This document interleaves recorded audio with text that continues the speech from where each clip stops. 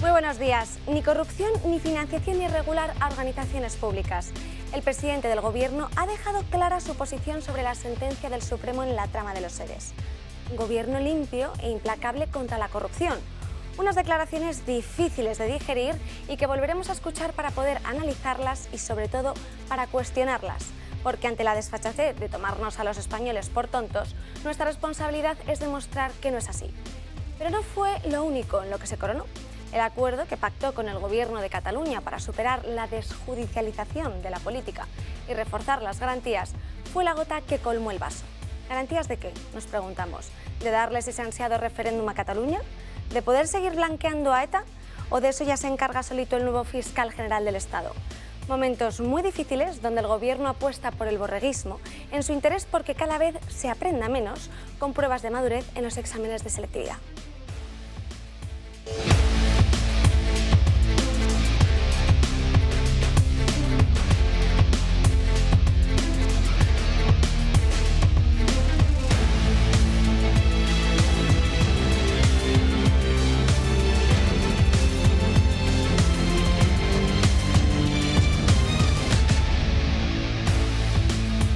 Y antes de presentar y saludar a la mesa, tengo que dar una última hora porque el juez, con respecto al caso Pegasus, ha citado a Marlaska y a Robles como testigos y pide acceso a información reservada.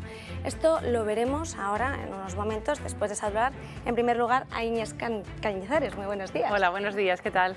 Encantada de estar con vosotros. Sí, muy bien. ¿Estás con ganas de, sobre todo, comentar esta última hora y de los temas que tenemos preparados? Así es. Yo, en primer lugar, haría un alegato a lo que es la memoria democrática. Y creo que la memoria democrática es recordarle absolutamente todos los días a los españoles el caso de los ERES de Andalucía, el mayor caso de corrupción de Europa, son los campeones de Europa, el Partido Socialista, y reprochárselo a ellos todos los días. Y creo que ese es el ejercicio de memoria democrática que debemos hacer los españoles hoy por hoy. No pasar página y mañana que esta noticia desaparezca, porque realmente los españoles deben ser conscientes de lo que ha estado, de la trama que ha urdido el Partido Socialista en Andalucía y posiblemente en toda España para adulterar resultados electorales, para perpetuarse en el poder. Y por tanto los españoles, el día que vayan a depositar la papeleta en las urnas, deben recordar estos hechos, porque son fundamentales. Y lo veremos. Miguel Gutiérrez, muy buenos días. Muy buenas, Ana, ¿qué tal estás? Bueno, un poco incidiendo en lo que ha dicho Inés, ¿no? Que efectivamente no podemos dejar de olvidar lo que ocurrió en Andalucía, y porque dice Sánchez, no, es que no se han beneficiado de esto. ¿Cómo que no? Si el Partido Socialista se mantuvo 37 años en la Junta, en parte gracias a esas tramas y a ese voto cautivo que iba haciendo, ¿no? De que todo el mundo le votara, porque claro, el PAN dependía de eso y por lo tanto la gente pues optaba por ello. Gracias a Dios ahora pues, se llevó a cabo un cambio en Andalucía que podía ser más grande, pero bueno, es un cambio al fin y al cabo que viniendo de donde venimos está fenomenal, pero que yo creo que todavía, porque Vox ya hemos visto que sí, que esto lo va a estar recordando día a día, pero el Partido Popular vimos a Feijóo que no quería hacer mucha sangre con esto cuando hay que hacerlo, ¿no? Porque estamos hablando efectivamente del mayor caso de corrupción de Europa. Patricia Sanz, muy buenos días. ¿Qué tal, Ana? Muy buenos días. Sí, y además precisamente la actual cabeza ministerial de la que dirige nuestras finanzas en España, la señora Montero, también estuvo, ¿no? No partícipe, pero sí estuvo coetánea a cuando sucedieron todas estas cuestiones del mayor robo de la democracia por cuestiones de corrupción, y es la misma que ayer, ¿no? Ante estos datos nuevos que conocemos y que no nos van a permitir crecer durante el próximo ejercicio fiscal, es la que nos decía que, bueno, que confiemos en la inversión extranjera y que este desequilibrio se va a resolver. Una cuestión que para los que analizamos la información política y económica pues nos es un poquito difícil de creer. Y Enrique Calvet, muy buenos días. Buenos días a todas y todos, se dice ahora, y todos, ¿no? Y no digamos, todis, si nos ponemos en algunos lados seguramente. Y no digamos a los pacientes televidentes y teleescuchantes en este día de canícula. Bueno, cada partido tendrá su estrategia y tendrá sus asesores que le dirán por dónde hay que ir para aumentar espacio electoral y tal. Y bien, parece que los compañeros de mesa optan por ir, que tiene mucho mormo además, por lo de la corrupción de los seres, a lo cual y es una cosa no es nueva porque lo lleva haciendo casi desde decenios ya el Partido Socialista con la corrupción y sobre todo el doctor Sánchez con la corrupción por la Gürtel. Y dale que te pego y dale que te pego. Bien, bueno, a mí me parece que sería importante recordar cada hora del día a los españoles la ley Bildu y la monstruosidad absoluta, antidemocrática y atentatoria contra los derechos de la infancia que se produjo ayer en la mesa de la infamia y tal. Yo creo que es infinitamente más grave, con consecuencias terribles a largo plazo. Es posible que no sea tan instintivo para el votante que no tiene por qué ocuparse demasiado de política, tan instintivo como decir, es que este ha robado, decirlo, no, es que este está dejando a los niños de Cataluña sin sus derechos civiles reconocidos por la ley. Pero es infinitamente más grave. Y además debo decir una cosa terrible, es decir, el principio de legalidad renunciado por el gobierno para someterlo al totalitarismo racista de los separatistas es un acto de traición por sí que la historia recogerá. Pero la traición mayor es contra los derechos civiles de los niños y de los españoles. Eso es lo que es incomprensible por parte de un gobierno que se quiere llamar progresista. Que tendrá de progresista, ¿verdad?, acabar con la igualdad y crear españoles de primero y segundo, suprimir los derechos civiles de los niños, pero es el final de todo. O sea, toda esta historia de la Cataluña, que ya se nos va, claro, es que se ha hecho sobre la espalda, conscientes o no, de millones de ciudadanos que debías proteger y que has puesto a los pies de los caballos de un totalitarismo de corte racista, además, ¿no?, tanto aquí como en el País Vasco. Y eso sí que se lo recordaría. Por cierto, y con eso termino, perdón que estoy siendo muy largo, cuando dice el Partido Popular que es la alternativa, y da por hecho, me parece muy bien, lo único, algo en política económica, ¿no?, sobre los impuestos, que es de risa. Me gustaría saber qué alternativa propone a esto.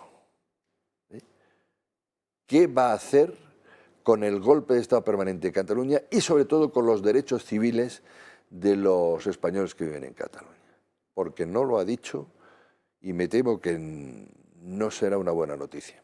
Bueno, de esto luego hablaremos cuando entremos de lleno en el caso de los EREs, pero antes quiero hablar del Ministerio de Igualdad, porque Igualdad, de cara al verano, ha lanzado una campaña sobre cómo tienen que ser los cuerpos y reivindica la diversidad de todos los cuerpos sin ningún tipo de complejo. Lo publicaba en Twitter el Ministerio de Igualdad e indicaban con esas frases: hoy brindamos por un verano para todas, sin estereotipos y sin violencia estética contra nuestros cuerpos. Pero yo aquí quiero, vamos a poder ver esa imagen en pantalla, destacar dos cosas. En primer lugar, lo que ha costado esta campaña, con un contrato de licitación que podremos ver a continuación, que costaba 84.500 euros.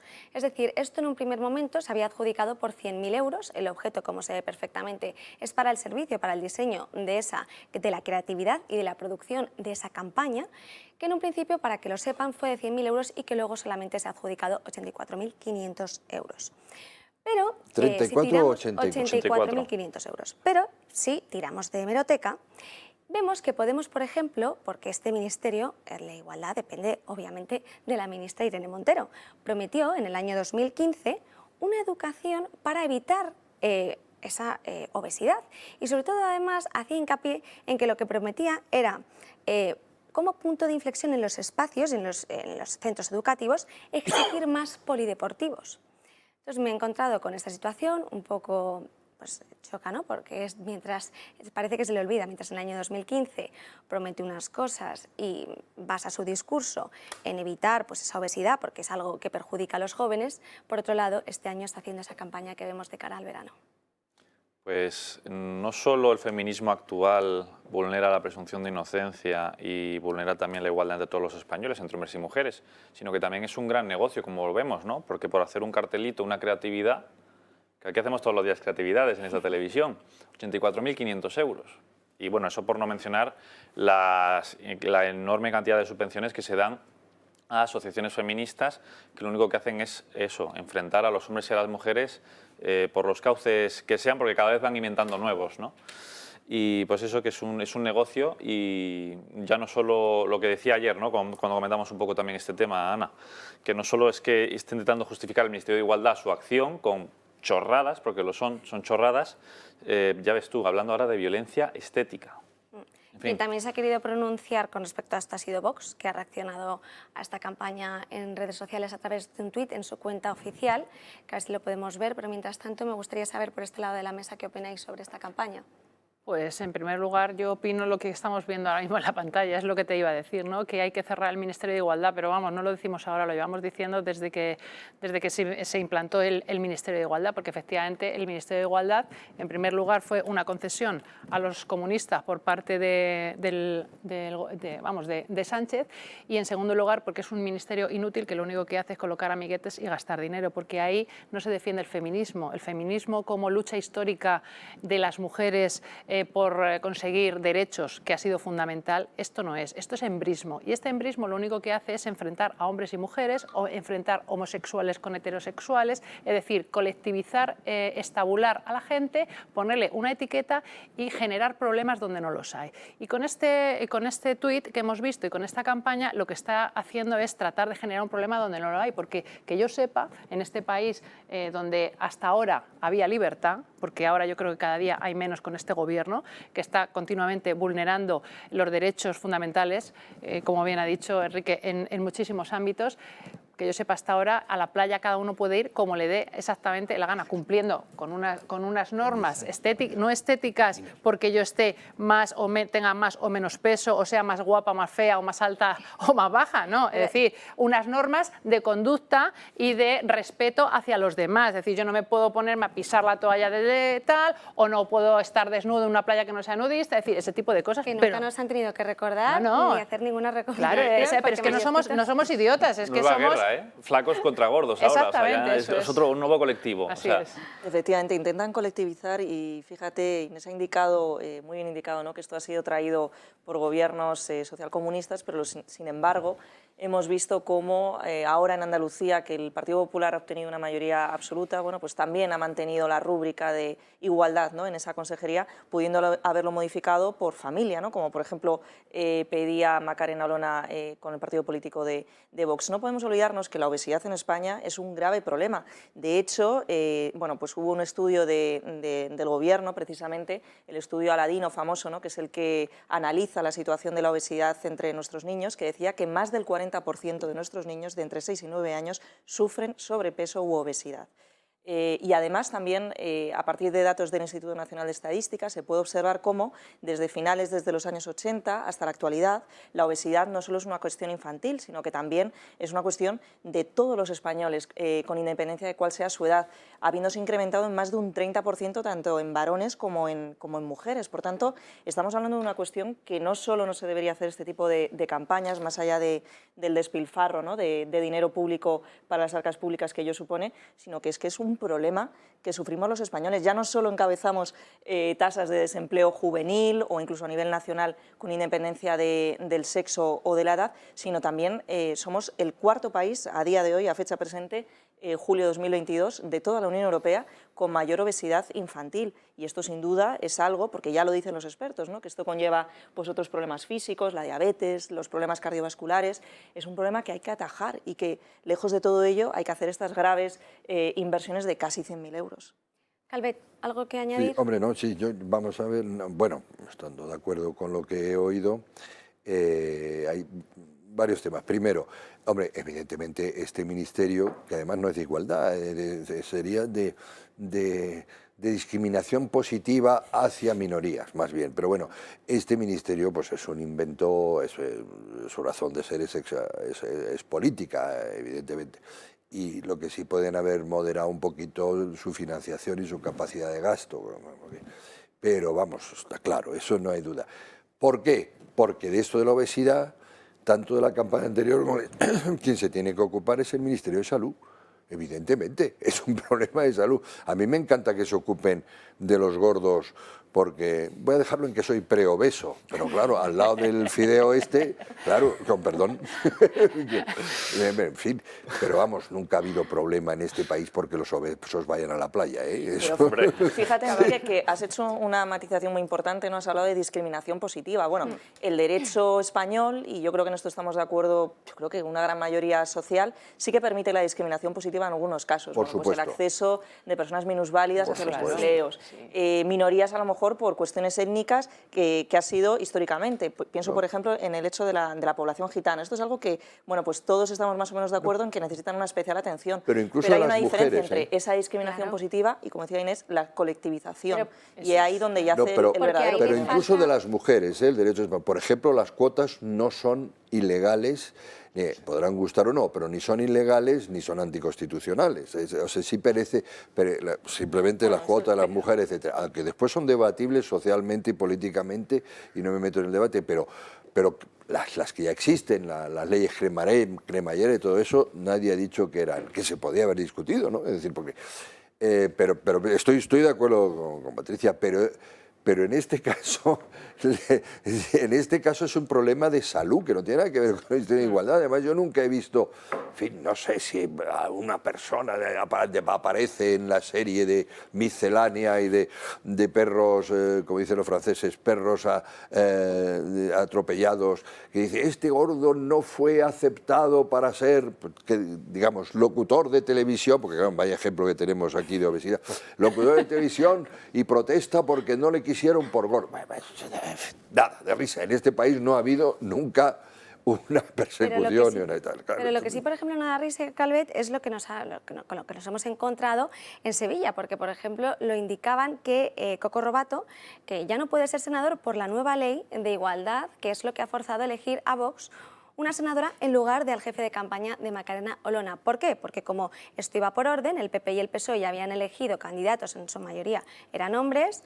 ¿Qué pasa? Que para que el cupo total fuese equilibrado, desde Vox han tenido que escoger a una mujer, en vez de escoger a la persona que querían y para ese momento, claro. y que era Me gustaría saber el fondo del asunto. Pues el fondo del asunto está ahí. El fondo del asunto está ahí y precisamente es que la ley cremallera o esta supuesta igualdad, yo entiendo que vulnera precisamente la igualdad de oportunidades, porque lo que estamos haciendo es una equidistribución de los puestos o de los cargos y no realmente estamos atendiendo al principio de igualdad de oportunidades, donde cada uno debe acceder por mérito y por capacidad y no por ser hombre o por ser mujer. Por tanto, si el 50% más o menos de la población son hombres, el 50% mujeres, bueno, pues por ley natural, probablemente, y dependiendo de los puestos o de los cargos o de los ámbitos, pues quizás a lo mejor en unos haya más mujeres que hombres y viceversa. Pero lo que no podemos tratar es de forzar que sea una mujer si realmente hay un hombre que está mucho más capacitado o viceversa y meterlo ahí con calzador. Yo creo que eso va totalmente en contra del principio de igualdad, porque nosotros entendemos la igualdad de oportunidades. Y un poco al hilo de lo que tú estabas diciendo en la Consejería de Igualdad de Andalucía, se hablaba en principio de Consejería de Igualdad de Oportunidades, ¿no? Pero al final hemos quitado lo de las oportunidades y lo hemos dejado en igualdad. Estoy completamente de acuerdo con doña Inés, es decir, es el debate permanente sobre el tema de las cuotas. Es verdad que yo siempre digo, al final dejo que lo decidan un poco la propia mujer, porque yo me sentiría mal si fuera mujer y me metieran por cuota.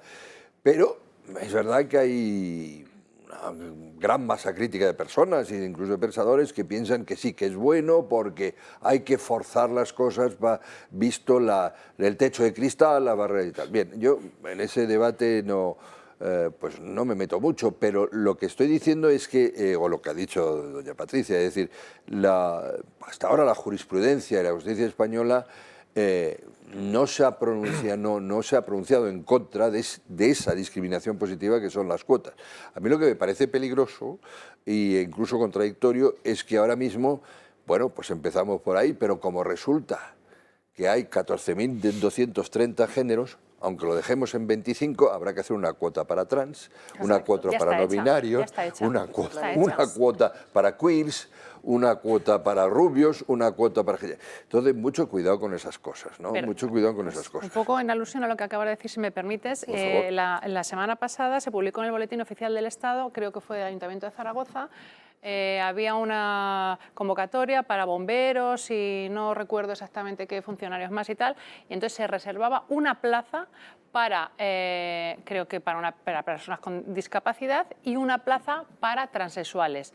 Entonces, la lectura que se puede hacer objetiva de esto, sin ideología, simplemente decir, están equiparando a una persona transexual con una persona con discapacidad. Es decir, ellos mismos están dando a entender que una persona transexual tiene una discapacidad. Yo creo que Ellos son la orientación sexual... O que están en Son inferioridad de una condiciones. contradicción Bueno, claro, permanente. Y a las mujeres igual, es un insulto al final. Es, Claro, oye, entonces- tú no eres Claro, lo es suficientemente antifeminista, inteligente, eso. por lo tanto te toca dar una cuota porque no vas a llegar al nivel Sí, del sí. hombre. Entonces, toca dar una Exactamente. cuota. Entonces- Porque os tengo sí, que dar perdón. otra última hora. El juez abre una causa por investigar a Juan Carlos Monedero por blanqueo y falsedad de documentos. Y lo hace en base a ese... Porque lo que iban a hacer la Sala Tercera de lo Penal de Castilla y León, al archivar esa investigación secreta sobre la supuesta financiación de Podemos, pues han encontrado que ahora tienen que imputarle a Monedero. Bueno. Es el cuento de pan y pimiento que nunca se acaba, lo de Podemos Sí. y la financiación Y hay que irregular. reconocer, hay que hacer las cosas bien o no hacerlas, es decir, hay que reconocer que hasta ahora condenas muy pocas, ¿no? Porque- Es decir, lo cual refuerza entonces a Podemos, ¿verdad? ¿Ves? Somos perseguidos, víctimas italianas. Entonces hay que tener cuidado. Pero Se vamos. victimizan. Sí, con sí, esa- claro, se victimizan en positivo. Es decir, claro. Claro, y porque hay pocas condenas. Yo que tuve la oportunidad de tener acceso pues, a toda la documentación que aportó el partido de Podemos precisamente para toda esta causa judicial en contra de su financiación, lo cierto es que leyéndola era muy difícil determinar nexos, tenía muy bien articuladas a Hombre, través de sociedades toda esta ¿no? cuestión y la verdad que era bastante complejo, primero de entender y ya no siendo jurídica, sino aparte de bueno, pensando, ¿no? Sí. en la postura del juez, es realmente complicado. No me extraña que no les hayan condenado porque lo tenían muy bien articulado a través de Es que- muchas sociedades intermedias, de muchas mercantiles y también de muchos participantes. Por lo tanto, que hayamos tenido esta noticia, pues bueno, efectivamente, como indica Enrique, quizás no llegue a nada, o sí. Lo cierto es que estamos en el inicio, ¿no?, de un ciclo electoral y que puede ser muy determinante el resultado de todo ello. Sí. Es decir, que los anticapitalistas utilizan todos los instrumentos ingeniería propios del fiscal capitalismo, o ¿no? de- Todos los instrumentos jurídicos propios del capitalismo para declararse anticapitalistas. O sea, es la paradoja personificada. Por tanto, bueno, pues vamos a esperar a ver qué dice la justicia y no vamos a anticiparnos, ¿no? Hombre, Y ya que sí, hablando- perdón. no, digo que lo hacen bien, o como dice, es muy difícil encontrar, es que también es tan viejo como la tos, esto es decir, nadie probó nunca, por ejemplo, y yo lo sé y además conozco a la persona que Corea del Norte financiaba al Partido Comunista Español en la clandestinidad y los primeros años de la transición. Pero es que eso sigue haciendo de todo, y claro, tienen dominado el sistema, es muy difícil ir a por ello, por supuesto, eso es más viejo que, hombre, también la CIA está financiando, digamos, disidencias donde haga falta, etcétera. O sea que, por lo tanto, si te metes con eso, tú tienes también un nivel y una capacidad de investigación y tal fuerte, porque si no, hombre, lo que empieza como un calumnia que algo queda, si fuere mentira, pero que siempre y tal y cual, lo que empieza con eso termina siendo un cartucho en el mano del enemigo y dice, ve, una vez más, te sale el Echenique y te dice una vez más que te mete con nosotros porque somos víctimas, pero no es verdad, somos inocentes, ¿no? O sea, Y ya que estamos hablando de blanqueo de capitales, vamos a volver a coger el tema de los ERE, porque Sánchez, como decía en la introducción, había defendido a Chávez y a Griñán de esta forma.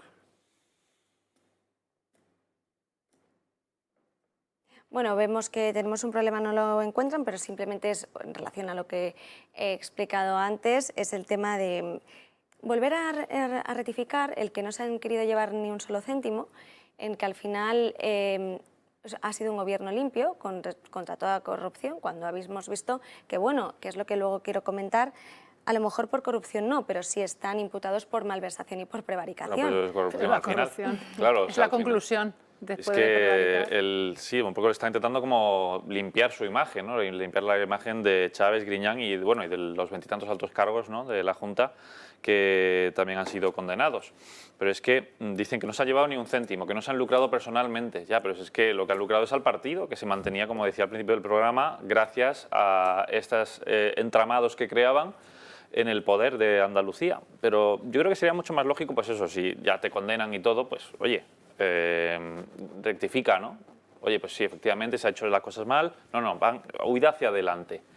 Y claro, es que al final, viendo lo que este gobierno es capaz de hacer, que indulta a golpistas, pues no me extrañaría en absoluto que ya limpiando un poquito la imagen, que buscaran indultarles. Y creo que esto abre un debate, ¿no?, sobre el indulto, ¿no?, si eso tiene sentido en una democracia plena como España o no. Y la Pues frase estamos hablando de un aparato del siglo XIX. Y la frase que se ha ido repitiendo continuamente, que pagan justos por pecadores, que parece que... Son santos. ¿Cuáles pero ¿sabes? ¿Cuáles son los justos? No, pero ¿sabéis qué pasa? Que los ciudadanos yo creo que ya se están dando cuenta y han tenido la prueba del algodón con las elecciones de Andalucía. En este caso, al final, bueno, pues han tenido que acudir, ¿no?, a tribunales mientras nos encontramos en plena campaña electoral andaluza.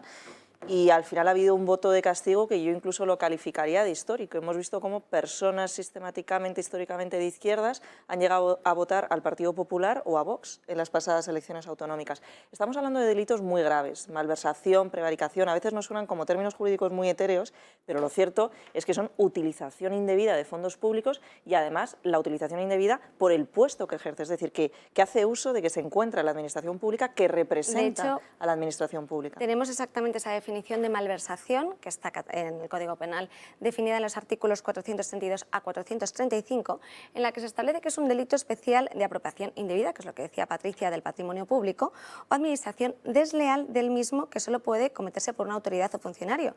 Y esto de, al final, apropiación indebida, nos estamos dando cuenta que, vale, que a lo mejor no han cobrado ese dinero en metálico, pero sí lo han cobrado en especie.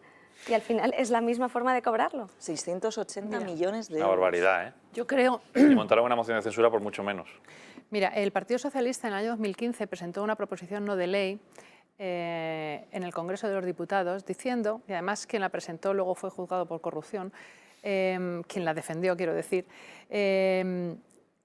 precisamente hablando de que jamás habría que indultar a aquellos políticos que hubiesen sido condenados por corrupción. Y hoy vemos cómo el Partido Socialista está construyendo un relato, acuñando nuevos términos, como es el de delincuentes honrados, que yo creo que eso es un oxímoron, ¿no? Porque el delincuente honrado, es decir, si tú has sido ya condenado y además en sentencia firme y ratificada por el Tribunal Supremo, eres un delincuente porque has delinquido y por eso te han condenado. Entonces, ser honrado y ser delincuente yo creo que no cabe, ¿no? Por tanto, el Gobierno lo que está intentando, de alguna manera, el Partido Socialista, es blanquear esto, igual que ha blanqueado a Bildu, ha blanqueado el separatismo, ahora está blanqueando la corrupción de su propio partido.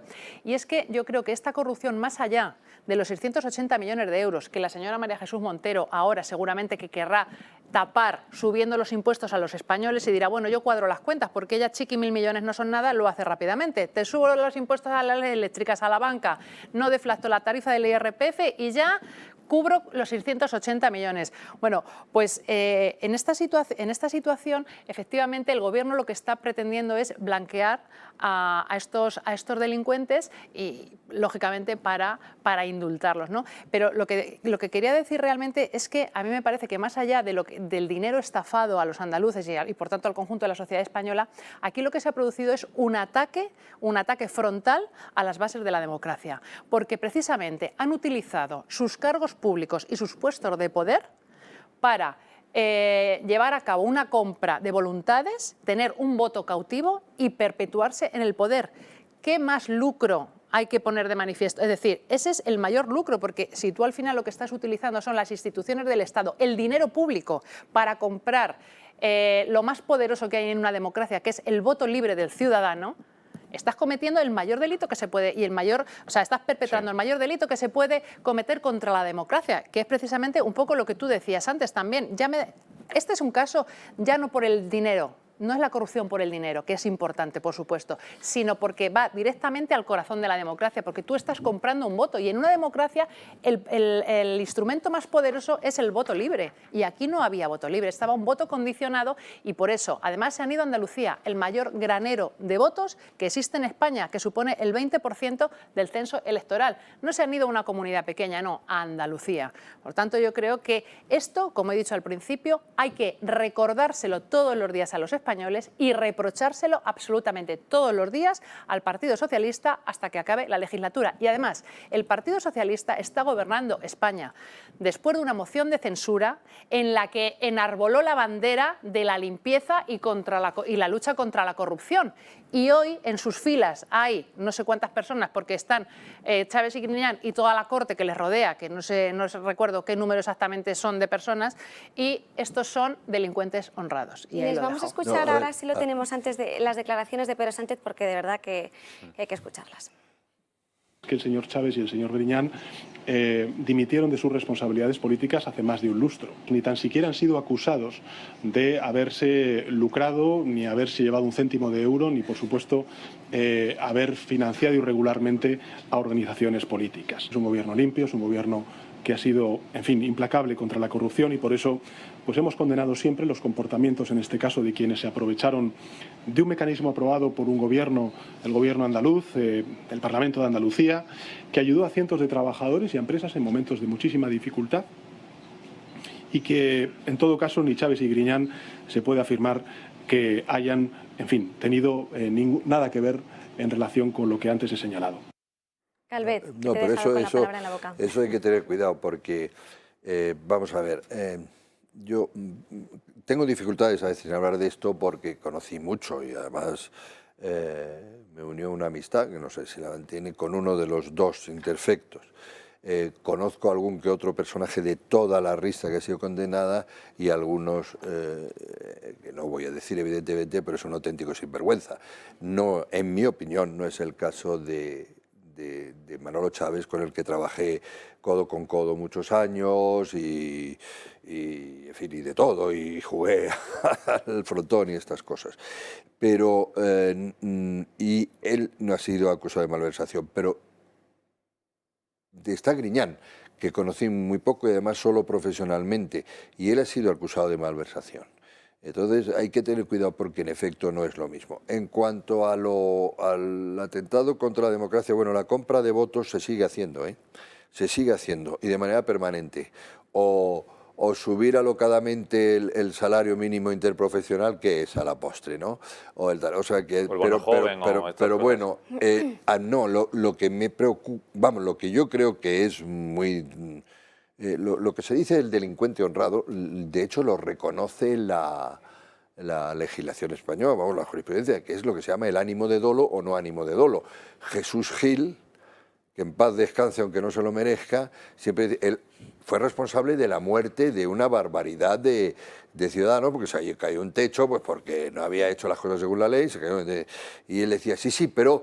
El juez ha reconocido que era sin ánimo de dolo. Claro, usted no quería asesinar a esas personas, era sin ánimo de dolo, pero en ese campo yo personalmente, pues es una cosa personal, yo sí creo que, en fin, no voy a decir cosas negativas, yo sí, por lo menos en la tele, pero yo sí creo que en Manolo Chávez no había ánimo de dolo. Pero hay una cosa terrible que va contra la democracia, que es que el sistema que se montó era para tomar decisiones arbitrarias y se favoreció a colectivos muy concretos. Y eso sí que es muy penoso. Nos quedamos con esa idea, Calvet, que nos tenemos que ir a una breve pausa de publicidad y enseguida volvemos. Estamos de vuelta y antes de seguir con este debate, tengo que recordarles esta jarra que me han dejado aquí del Toro Televisión, además con una frase que me encanta, la España que quieres, y os recuerdo que esta jarra la podéis dejar en el congelador bien fresquita y para tenerla, que se vea bien en pantalla, solo tenéis que llamar al teléfono que aparece en pantalla del Club de Amigos, 91 616 24 64, 91 616 24 64, y aquí podéis disfrutar de cualquier bebida que queráis. Cualquiera. Y continuamos con lo que decía Calvet. No, por favor, no, porque le iba de hecho a preguntar a los a los que saben derecho, que yo no sé nada, no, pero creo que usted también viene del derecho, ¿no, doña Patricia?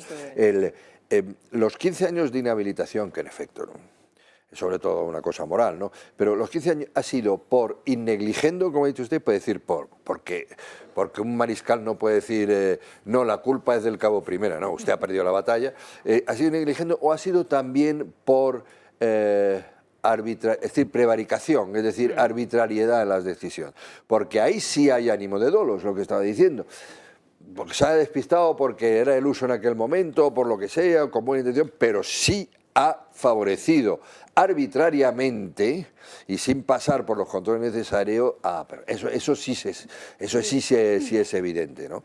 Entonces eso sí me parece grave. Y después estábamos citando, y así dejo a los que es mucho más interesante escuchar a las personas que saben, que si el Supremo ha seguido una táctica voluntaria de no sacarlo antes de las elecciones y sacarlo muy cerquita después para que pase tiempo hasta las próximas, para que se olvide, pues también me parece muy mal. O sea, eso sí que es muy grave para la democracia. Y otra cuestión que también hay que poner encima de la mesa es sobre el indulto, porque se está debatiendo si habrá indulto o no. Seguramente recuerden esta imagen, la de Iñaki Urdangarín entrando en los juzgados de Palma.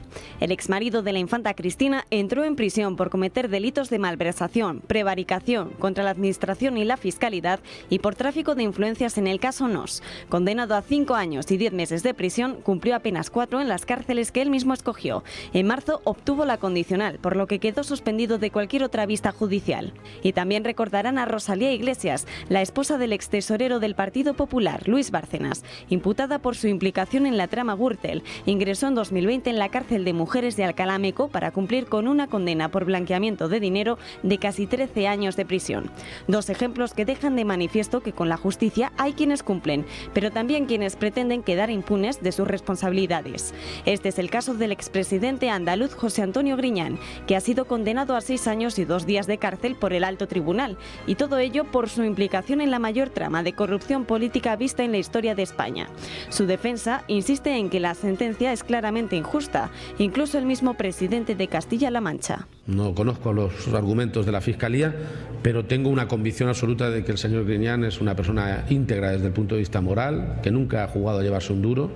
Los fallos a veces tardan en llegar, pero tienen que tender a ser justos, y estoy convencido que con el señor Griñán, y también, aunque no se pide cárcel, por lo que me pregunta, con el señor Chaves, quedarán totalmente exonerados de responsabilidad penal. Las declaraciones de García Paje van en línea además con lo que exigen sus abogados, y es que Griñán puede evitar ir a prisión planteando un recurso de amparo ante el mismo Tribunal Constitucional e incluso implorando un indulto al gobierno.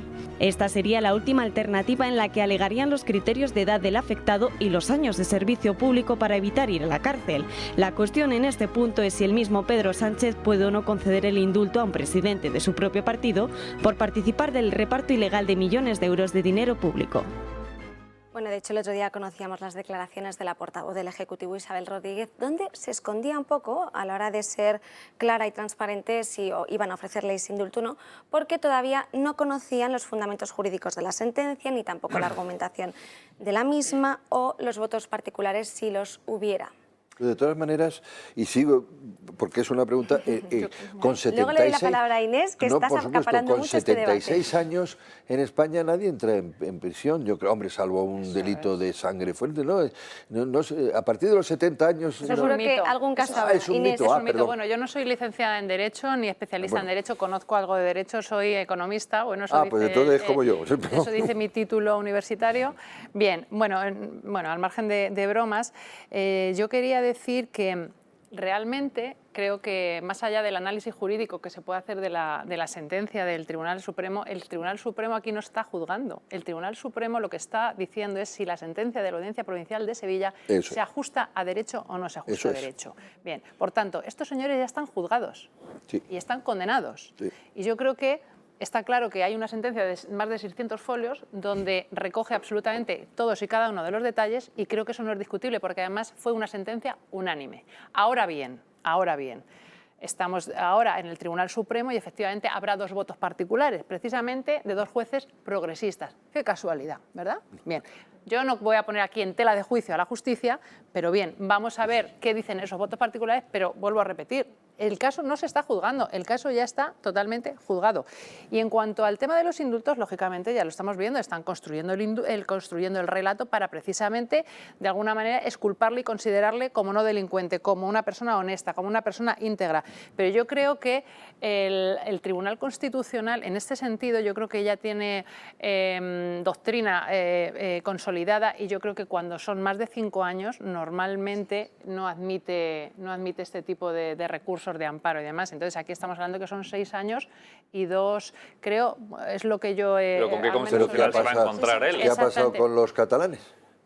Tenían más de 5 años y se les ha indultado. Sí, pero bueno, pero saltándose la doctrina, que la doctrina del Tribunal Constitucional, pero precisamente esa doctrina del Tribunal Constitucional, a partir del mes de septiembre, si se vuelve a renovar el Tribunal Constitucional, esa doctrina decaerá. No sé si el Tribunal Constitucional se dará mucha prisa en consolidar en 15 días otra nueva doctrina para precisamente poder conceder este tipo de beneficios.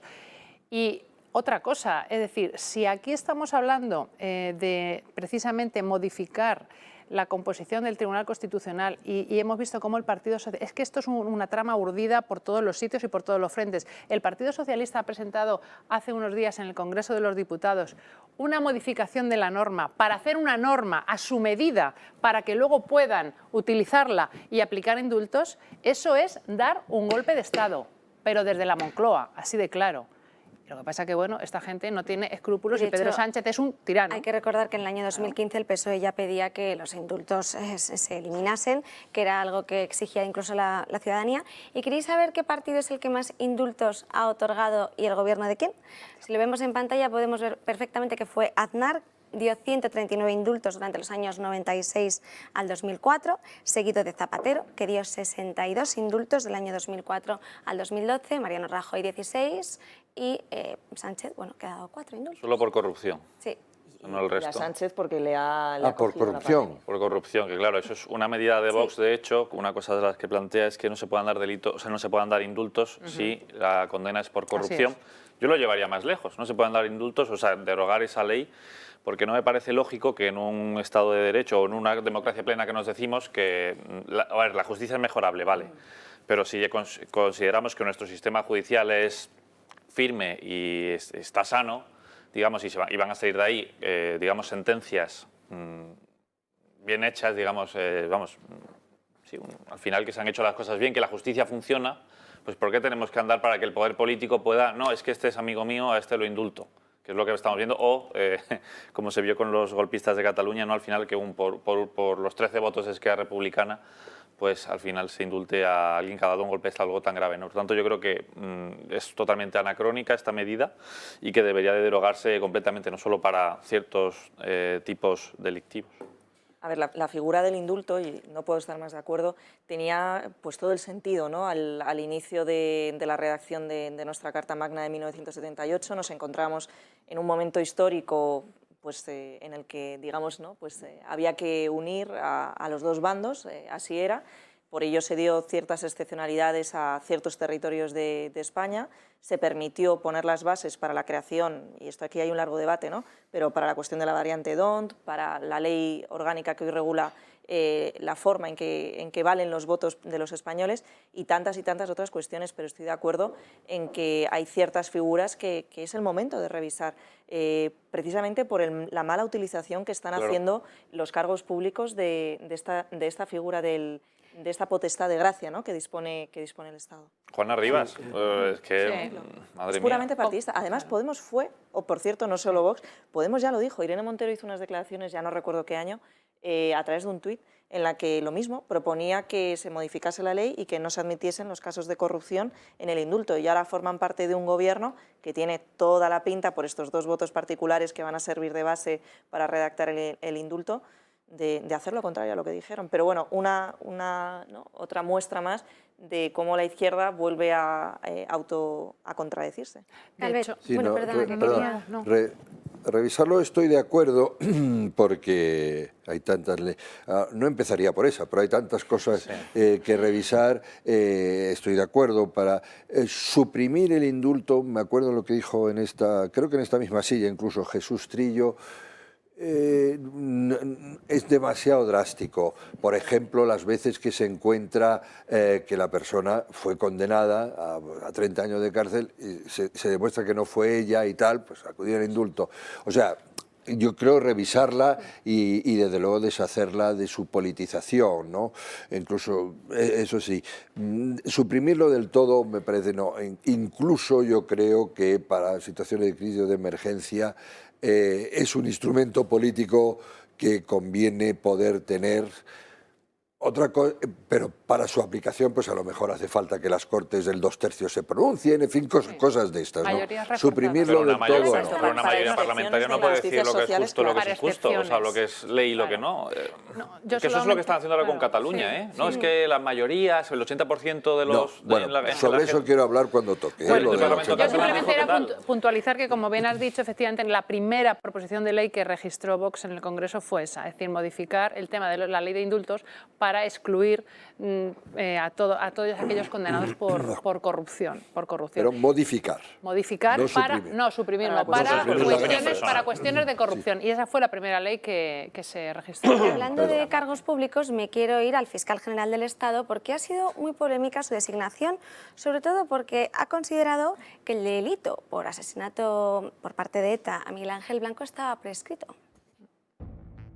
La llegada de Álvaro García Ortiz, mano derecha de la polémica socialista Dolores Delgado, se ha visto marcada por las críticas tras modificar la línea de acusación contra los etarras tras el asesinato de Miguel Ángel Blanco. La intervención del que fuera mano derecha de Delgado se hizo sin autoridad alguna, es decir, asumió las funciones de la cesada antes de tiempo. García Ortiz se puso entonces en el punto de mira, al haber considerado prescritos los hechos investigados contra los terroristas que ordenaron el asesinato del concejal popular de Ermua. En el seno de la Fiscalía cada vez son más las voces que apuntan que Ortiz se extralimitó en sus funciones, tanto que ha provocado que el fiscal de la Audiencia Nacional, Vicente González Mota, renuncie a la causa entendiendo que los hechos no están prescritos para los investigados terroristas. En su lugar, Pedro Rubira, que sustituye a González Mota, ha decidido separarse de la línea dura de su antecesor, posicionándose en contra de la solicitud de medidas cautelares para los dos etarras. Y la sorpresa entre los operativos de la lucha contra ETA ha sido mayúscula, cuando el fiscal Rubira ha rebajado la importancia del material probatorio contra los jefes de ETA, existiendo también el temor de que este nuevo criterio se use para fijar postura en el resto de causas contra jefes etarras. En este punto resulta complicado no separar esta actitud del nuevo fiscal de la coincidencia temporal con que el ministro del Interior, Grande Marlaska, acerque a 11 destacados etarras al País Vasco. En definitiva, un interés político que guía al nuevo fiscal general para intentar pararle los pies a Manuel García Castellón. Eso es Beria. Es decir, eso es totalitarismo puro, es no ya que no sea dependiente, que evidentemente han reforzado la independencia total y absoluta de la justicia a través de este nuevo fiscal general, sino es que ni siquiera es dependiente de la ética, del sentido común y de la vergüenza, ¿no? O sea, eso es terrible. Y me temo que los jueces no van a reaccionar. Entonces, para que no cambiemos la ley miserable. Para o sea, en fin, no me dejéis porque voy a hablar de estiércol, de su mierda, etcétera, etcétera. Quien ha hecho también unas declaraciones antes de que continuemos ha sido Ortega Smith. Sí. Ha indicado que está ligado al PSOE y que entonces no nos podemos fiar de su imparcialidad. Nuestra valoración no puede ser más negativa. Quien ha sido la mano derecha del anterior fiscal, en definitiva, quien ha estado participando alegremente en actos del Partido Socialista, que ha demostrado claramente una vinculación política con un partido político, en concreto con el partido de gobierno, está claro que carece de cualquier requisito de idoneidad que pueda considerarse un fiscal imparcial que va a actuar bajo criterios de legalidad y bajo criterios de independencia. ¿Os imagináis si Vox gobierna y dice Ortega Smith, fiscal general, claro, o Macarena Olona? ¿Qué vamos a pensar? Claro, Es que es dantesco. Claro, me iba a hacer referencia un poco a las declaraciones, pero bueno, ya las has puesto. Se me ha adelantado el protagonista, pero perfecto, mejor que él no las podría hacer nadie, porque precisamente hoy está en el Congreso de los Diputados compareciendo este nuevo fiscal general, que me parece una aberración, el asunto de Miguel Ángel Blanco, pero bueno, efectivamente, ya desde otro ámbito vemos cómo todo este plan urdido para blanquear a Bildu y blanquear el terrorismo de ETA, unimos la ley de memoria de desmemoria antidemocrática, lo unimos precisamente a estas afirmaciones, ¿no?, del nuevo fiscal general del Estado. Entonces vemos que efectivamente todo es un plan perfectamente urdido, una trama para de alguna manera blanquear a Bildu y considerarlo como un partido legal, vamos, legal es, pero sí, legítimo y con autoridad moral para poder hablar de derechos humanos, ¿no?, cuando han sido los del tiro en la nuca. Entonces, precisamente, bueno, pues Javier Ortega aquí lo que está diciendo efectivamente es que la mano derecha de del anterior fiscal general del Estado, sometida al poder político, pues será un poco una réplica de lo que ha sido Dolores Delgado y, bueno, pues se le manejará con el mando a distancia del Partido Socialista, porque ya lo dijo el presidente del Gobierno. ¿De quién depende la Fiscalía? Pues eso, no hay más que decir. Y además que, bueno, yo estoy totalmente de acuerdo con los fundamentos jurídicos que ha aportado el portavoz de Vox, ¿no?, en el consistorio madrileño, y que son los mismos que dijeron todos aquellos vocales críticos del Consejo General del Poder Judicial. Es decir, no lo digo yo, lo dicen expertos, lo dijeron la mitad de este órgano presidido por el señor Carlos Lesmes. Lo primero, la cercanía con la fiscal general saliente. Lo segundo, la cercanía con el propio Gobierno a través de ese famoso acto de la Fundación Ideas, fuertemente ligado, ¿no?, al Partido Socialista, mientras el señor García Ortiz ejercía, bueno, pues buena parte de su carrera profesional, e incluso su supuesta implicación en el caso Estampa. Y esto tampoco lo digo yo, lo dice la principal asociación de fiscales en España. Por tanto, estamos hablando de que no va a haber una regeneración democrática como ha sido tan demandada por parte de la sociedad española, y que además también tiene un gran fallo, ¿no? Hoy, ¿por qué está compadeciendo el nuevo fiscal general del Estado en las Cortes? Bueno, porque los grupos parlamentarios tienen que declarar su idoneidad.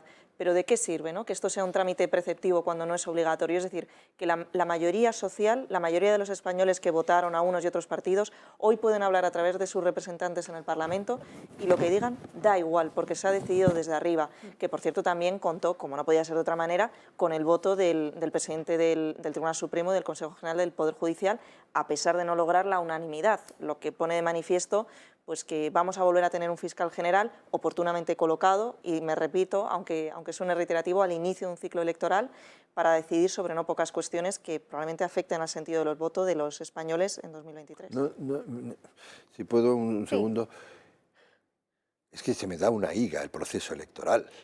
Es que durante un año de este señor ahí y la Fiscalía haciendo sencillamente el brazo armado del Ejecutivo para destrozar España, no es el proceso electoral, es que pueden hacer un daño terrorífico que ya ha empezado con el blanqueamiento de Bildu, de los asesinos de ETA. Bueno, es terrible, ¿no? Es terrible lo que puede hacer. Sí, que se vaya Sánchez, todo el truco está en que se vaya Sánchez. Sí, pero va a dejar unas estructuras, y el mal hecho. ¿Qué va a hacer la alternativa? ¿Va a volver a llevarse los presos que han sido acercados a Canarias? Eso no lo dicen, ¿eh? Sino que todo el mundo se acuerda de la bonita frase de Zapatero, que por lo visto se lo dijo a Julio Ariz, es decir, ¿qué te juegas a que tu Mariano no echa para atrás ninguna de mis leyes? Y fue eso juega el PSOE, claro, pensando que el PP lo va a mantener, sí, pero entonces, si ahora entra Vox es otra historia. Entonces, ¿ahora qué? Porque es que esto hay que acudir a Europa, incluso Europa empezaba su... Europa nos ha dado un toque, ¿eh? Empezando por el fiscal. Empezando por el fiscal. Fíjate que no habla del Consejo General. Lo primero que dice, oiga, a ver, tienen que mejorar la independencia del fiscal. Y dice que no quieres arroz, 2 tazas, Catalina. Bueno, esto es claro. Sí, claro, pero es que es terrible, es un atentado contra la democracia absolutamente totalitario e injusto, es decir, al servicio de quien quieren destruirla entre otras cosas. Después tendrá otros juicios menores que a saber, pero como la de Juana Rivas y todas estas cosas, ¿no? Pero es que esto te está destrozando la convivencia de una sociedad democrática. Y ahora veremos. Os voy a tener que cortar porque nos tenemos que ir a una breve pausa de publicidad y enseguida volvemos. Antes de seguir entrando en materia política, vamos a ver la última actualización sobre el tema de los incendios de la mano de Jorge Prieto.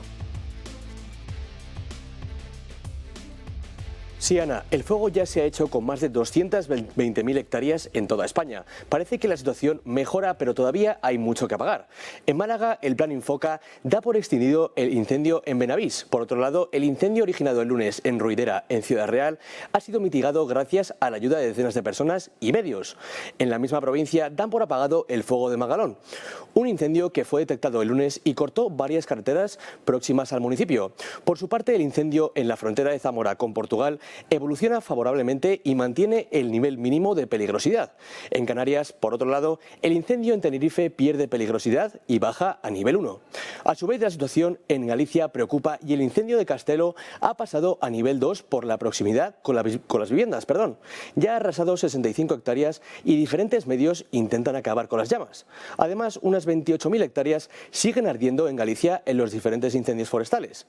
5 focos diferentes se han juntado en un único incendio y los diferentes medios y la Consellería de Medio Rural apuntan que están controlados. Según los datos de Transición Ecológica, el fuego ha arrasado ya más de 78.000 hectáreas en lo que va de año. Se espera, lamentablemente, que esta cifra aumente en los próximos días. Muchas gracias, Jorge. Una desgracia sin igual que seguiremos viendo y analizando todos los días para hacer ese seguimiento. Y vamos a cambiar de tercio porque me gustaría hablar sobre las diferentes agresiones que hay en todos los puntos de España y en concreto 2 que hemos podido visualizar, agresiones de inmigrantes que se pueden ver en las imágenes que van a aparecer en pantalla. Tenemos en 2 zonas, una en Badalona, es en San Sebastián. Intentan robarle al hombre que está en la calle, esto ha sido grabado desde un móvil, desde un usuario, y en un principio parece que nadie le quiere ayudar, está intentando forcejear con él para robarle algo. Finalmente, como vamos a poder ver, se hace con ellos, es decir, sale corriendo, y aquí en este momento sí que hay gente que decide salir en su ayuda. Y vemos como hay ya otras 2 personas que cogen esa fuerza para posicionarse en contra de este malhechor. Y al final consiguen, de alguna forma, ante la impasibilidad tanto del gobierno como de las políticas que hay en la actualidad, pues sale la propia gente y la ciudadanía a defenderles. Sí, efectivamente. Yo creo que, es así. En España las élites políticas y las mediáticas están mirando hacia otro lado ante estas invasiones migratorias que vienen asaltando nuestras fronteras, es decir, que no entran por la puerta que deben entrar, sino que vienen delinquiendo, porque ya asaltar la frontera es cometer un delito, ¿no? Y que lo único que traen e importan es, delincuencia, inseguridad y precariedad. Y sobre todo, un tema muy importante es que afecta a los barrios siempre y a las personas más humildes, es decir, a los de los grandes chalés, ¿verdad?, que están protegidos por nuestras fuerzas y cuerpos de seguridad del Estado, a ellos no les afecta. Entonces, nos hemos quedado solos desde Vox a la hora de exigir un control exhaustivo de nuestras fronteras. Esas segundas imágenes que estamos viendo en pantalla son de Badalona, son un grupo de menas que están también dando una paliza a un transeúnte que pasa por ahí. Y de hecho, a 2 niños, fíjate cómo aprovechan que son más grandes para cogerles del cuello, robarles y luego ya encima le agreden. Es que es lo que faltaba, vamos. Es que efectivamente, sobre todo los medios de comunicación en esto tienen una parte de culpa muy importante, pero claro, debemos tener en cuenta que los medios de comunicación subvencionados por el gobierno al final no transmiten a la ciudadanía efectivamente la amenaza que supone para todo el conjunto de los españoles el islamismo radical. Y si esto lo confrontamos al feminismo, al embrismo, donde estamos hablando de defender a las mujeres, es que precisamente en esas culturas a las mujeres lo que se hace es que se las ataca, se las asesina y se las castiga porque se consideran seres inferiores. ¿Cómo es compatible un discurso con una realidad? Es imposible. Por tanto, nosotros desde luego seguiremos defendiendo, ya lo hicimos el año pasado, la frontera sur desde Canarias, y este otoño pensamos volver allí otra vez para seguir luchando y defendiendo. Este año en Almería. No, en Almería, perdón, en Ceuta, perdón. Eso es. Así que, bueno, pues... También se hace una relación con respecto a la inmigración y la delincuencia que hace el Instituto Nacional de Estadística, en el que se puede ver, por ejemplo, cómo del 25% de la población de inmigrantes que hay en España, que representa el 11% de la población total, cometen más delitos. Entonces estamos hablando de un 2,21% veces más que un español. Claro, los delitos que cometen. El 11% de la población comete el 25% de los delitos. Es decir, que multiplican por 2,21, digamos, lo que sea proporcional, ¿no? Porque los españoles son el 88 y cometen el 74. Es decir, que sí que tienen esa tendencia, ¿no? Y esto es algo que se oculta. Este dato es racista. Ese dato es totalmente racista y de hecho xenófobo. lo has visto muchísimas veces en la sala de conferencia, de prensa del Congreso de los Diputados, cuando nuestro portavoz Iván Espinosa de los Monteros, que es, bueno, las matemáticas son su pasión y además es las matemáticas para progres, ¿no? Que además lo explica fenomenal, porque la estadística es que no tiene ideología y la estadística no te puedes pelear contra la estadística porque la estadística siempre va a ganar. Y efectivamente eso está claro, pero ellos intentan hasta incluso manipular las cifras porque, claro, tú no puedes poner en la misma posición la población española con la población extranjera, entonces los porcentajes son los que importan. Proporcionalmente, pero, claro. Efectivamente, proporcionalmente delinquen mucho más los extranjeros que los Si recuerdo a nacionales. Marlaska dando un dato similar, en aquel entonces era 2018, era el 30%, o sea, subía más, ¿no? Pero lo daba con... No, es que el 70% son cometidos por españoles y como muy... Pues claro, ya, claro. pero es que son un 10%, es que multiplican por 3. Eso Le daba igual, le da absolutamente, igual. claro, era como... Bueno, pues es que Y Miguel, me está dando la razón también con el dato que me estás dando. También hemos podido ver la relación con respecto a los MENAs, que Sí, son los menores los MENAs es extranjeros incluso no peor. acompañados, esa relación entre la criminalidad, la delincuencia y esa inmigración, pues eso, de esos menores, que vemos, por ejemplo, del total de 11.238, pues bueno, esos porcentajes que hay con respecto a los habitantes. Sí, 8.000 delitos por condenas por a niños menores españoles y 2.327 menores extranjeros no acompañados, o bueno, menores extranjeros en general, en realidad, ¿no? Y vemos ahí que las condenas de todos estos extranjeros menores multiplican por 2,59 a los de los españoles, es decir, que tienes el mismo dato o muy parecido, ¿no? Casi por 3. Y pues eso, para que nos replanteemos un poquito, ¿no?, qué es lo que estamos haciendo con los menores extranjeros no acompañados, que además la ley les protege, las administraciones les acogen, nos cuestan un dineral al mes, dependiendo de la comunidad autónoma cuestan más o menos, y encima, pues bueno, delinquen, ¿no? Decía el Sindicato Unificado de Policía de Madrid que el 75 o el 80% de los delitos cometidos por menores en la capital son por menores, o sea, de menores quiero decir, obviamente, ¿no? Y además decían que había una impunidad, porque sí, le detienes, va a comisaría y tal, pero como es menor lo tienes que volver a dejar salir y al día siguiente pues lo vuelves a detener, es que es así. Calvet, que me habías pedido la palabra. Yo, agraciado, desgraciadamente, estoy bastante lejos de ese discurso. Tú eres policía o ministro del Interior y quieres aumentar la seguridad. Ya, se me ha ido es que iba a comentar eso. Vale, devolverle el gráfico, por favor. Para que pueda tener los datos en pantalla mejor y así la explicación sea también más... Yo me meto y prefiero acabar con los 8.900 antes que con los 2.300. Es decir, sí, porque... Sí, Calvet, pero que los tuyos son españoles, lo tienes que comer, los otros vienen de fuera. Ligar la mala gestión, que no la discuto, de la inmigración ilegal.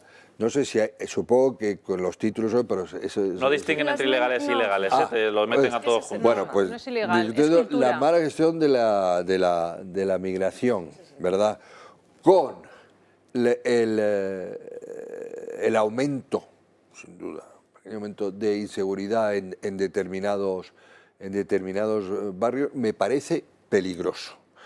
Y me parece bien las cautelas que se tienen, porque se pueden desencadenar lo que hemos conocido en la historia, que son ya animosidades y acciones y actitudes viscerales, no racionales, que pueden terminar siendo muy crueles. Entonces, en eso yo estoy de acuerdo. El que conviene que lo sepa, y lo saben, es la policía, los técnicos, los operativos, a los que nadie engañe, que saben que en determinadas zonas, sobre todo, tienen que vigilar más y mejor. Eso, uno.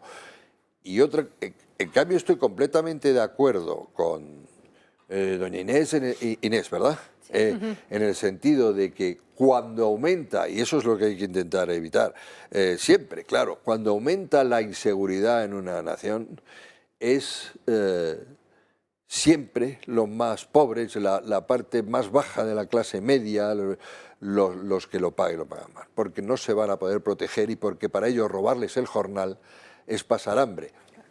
Robar, fíjate lo que te digo, en un chalet de la Moraleja, se hará mucho dolor, etcétera, pero ya repondrán las joyas, ¿comprendes?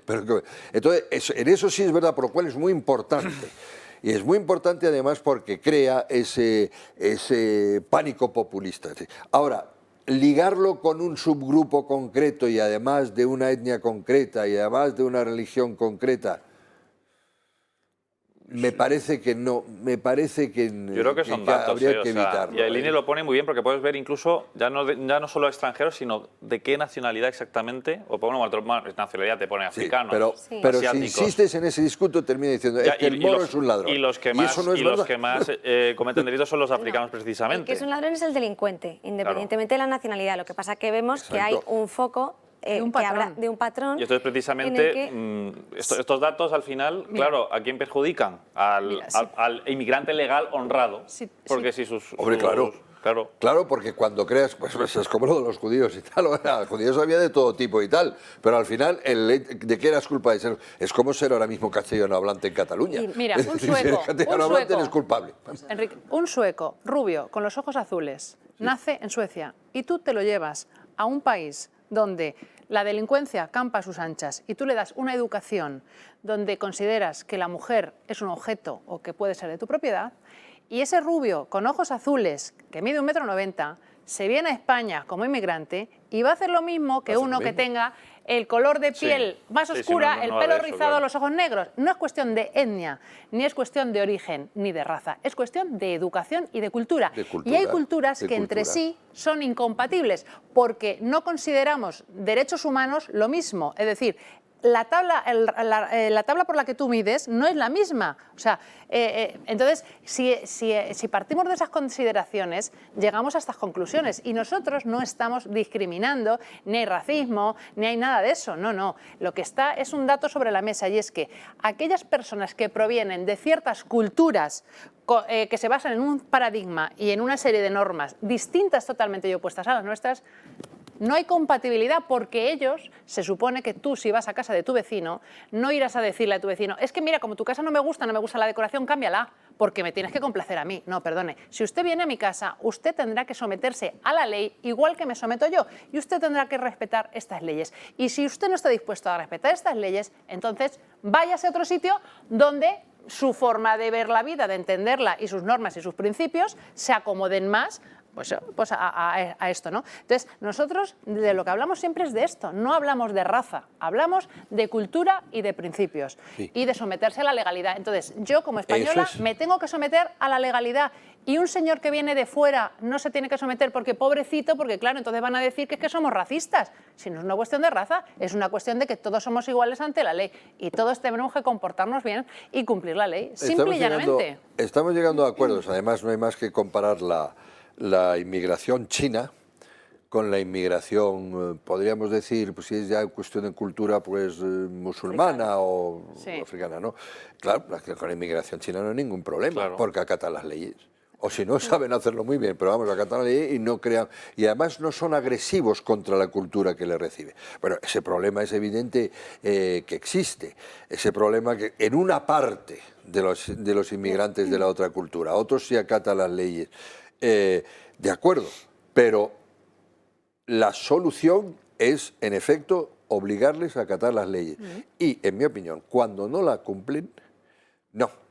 En mi opinión es, lo primero, que cumplan la condena en España. Y después se le devuelve, porque si eso de irse de rositas tampoco me... No, pero será que la acuerdo bilateral para que la cumpla allí. Que la cumpla en su país y no dejarla entrar más aquí. Vete a ver. Hay mucha diplomacia, está claro.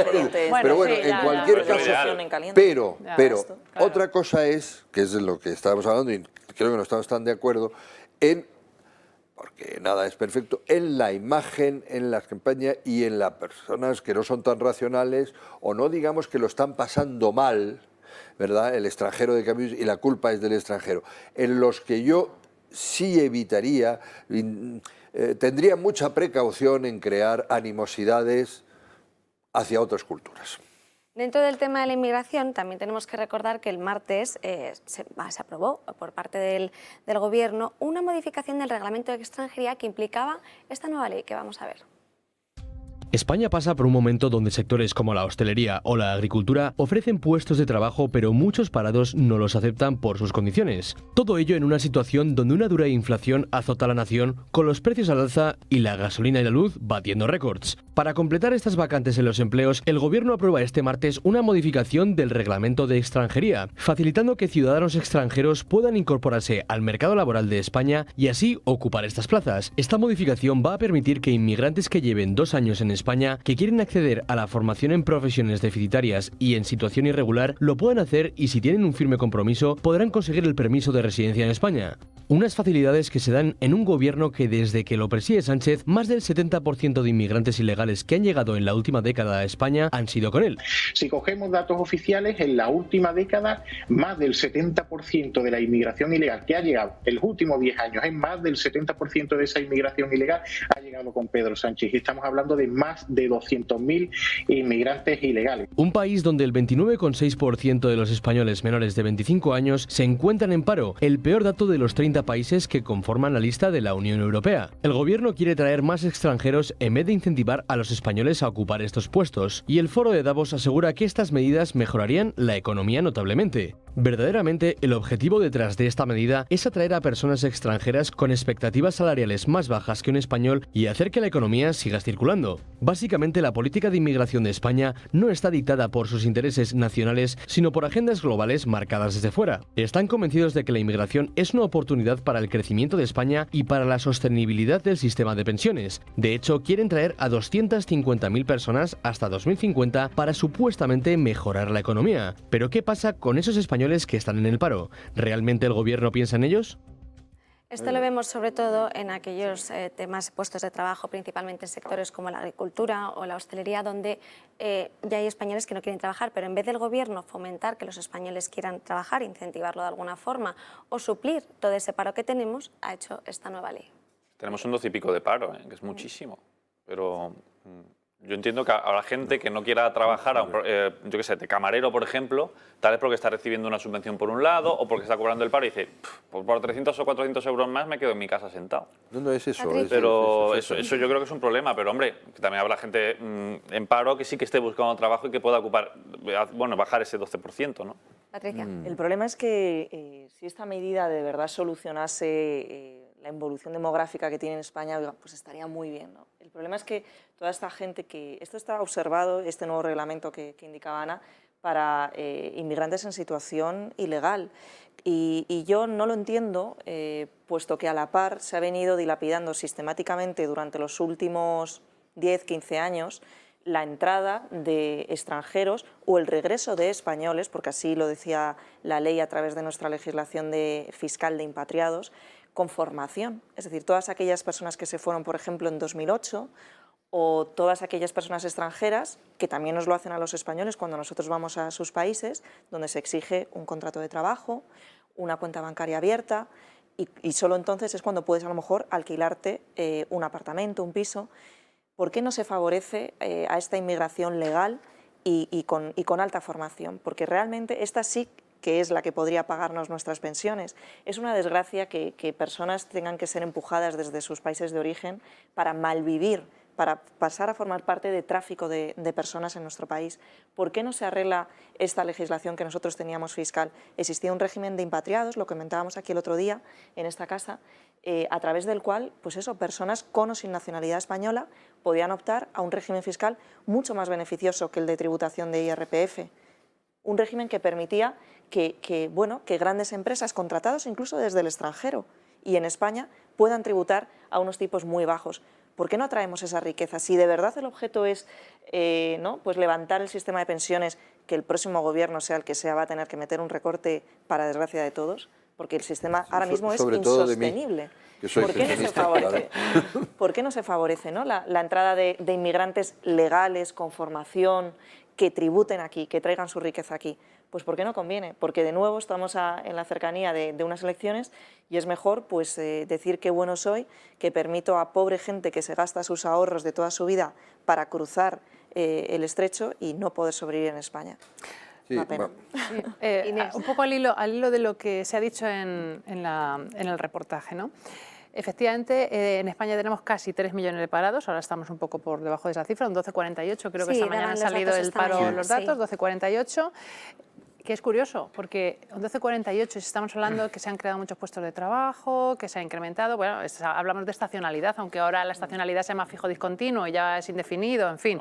Que con todo esto de la ministra comunista ya sabemos cómo manipular cifras, pero bueno, yo voy a que efectivamente se dice que hay necesidad de mano de obra en el campo y en el sector servicios y que muchos españoles que están en paro y que están cobrando por la prestación y el subsidio de desempleo no aceptan estos trabajos porque no les compensa. Es decir, porque las condiciones laborales que se les ofrece no son dignas o no llegan a unos mínimos. Entonces, pretendemos que a los españoles no se les ofrecen condiciones dignas, pero esas mismas condiciones sí van a ser dignas para personas que vienen de fuera. Entonces, claro, ¿qué estamos trayendo? ¿Mano de obra esclava? Sí. Es decir, yo hago esa lectura, saco esa conclusión. Es decir, si el sueldo no es digno para un español, si es digno para un señor que venga de otro país, pues será igual de indigno, ¿no? Porque si el sueldo no llega al mínimo, ahora bien, ¿dónde está el problema de que el sueldo no llegue a ser un sueldo digno? Pues precisamente en que hoy por hoy la mayoría de las empresas españolas, y me refiero a pequeñas empresas, autónomos, pymes y demás, tienen unos costes de producción que están disparados, el coste de la luz, el coste del combustible, el impuesto al trabajo, porque es que en España se paga por contratar a una persona casi el 40% del sueldo de ese trabajador. En ese caso, el gobierno lo que debería hacer es crear el caldo de cultivo adecuado para que precisamente el empresario, rebajándole ese coste o ese impuesto al trabajo, de alguna manera pueda tener la posibilidad de contratar a un trabajador y pagarle un sueldo mayor. Así se crearían esas condiciones dignas y mínimas para los trabajadores y no habría tanto rechazo, porque yo creo que ya no es el trabajo en sí, sino efectivamente el salario que se percibe. Si yo estoy cobrando una prestación, un subsidio por desempleo de 800 euros y me van a pagar 950, me van a pagar 1050, pues a lo mejor digo, bueno, pues encima me tengo que desplazar no sé dónde y pues no me compensa. Sí. Y yo lo puedo hasta entender en algunos casos, en otros quizás a lo mejor no. Y todo esto está fomentando también otra lacra que tenemos en España, que es la economía sumergida. Es decir, tener a una persona en casa sin trabajar, sin producir, fomenta que esa persona, para complementar ese subsidio que no es suficiente como para poder llegar a fin de mes, se dedique a hacer lo que popularmente llamamos chapuzas o hacer trabajos, porque incluso algunos empresarios, yo he hablado con algunos, y estoy hablando de empresarios, pequeños empresarios que tienen pequeños negocios, me han llegado a decir que efectivamente algunos señores que están cobrando este subsidio les plantean, no, pero no me des de alta, porque entonces pierdo el subsidio. Claro. Entonces queremos, como dicen en mi pueblo, yo es que soy un poco choco y taja, o sea, queremos tener todo. Esto no puede ser. Y aquí el gobierno tiene muchísima culpa, porque efectivamente habría que rebajar ese impuesto y acercar más el coste real que tiene el empresario por contratar a un trabajador al sueldo que realmente está cobrando el trabajador. Y acortando esas distancias yo creo que se fomentaría la contratación y el empleo. Pero claro,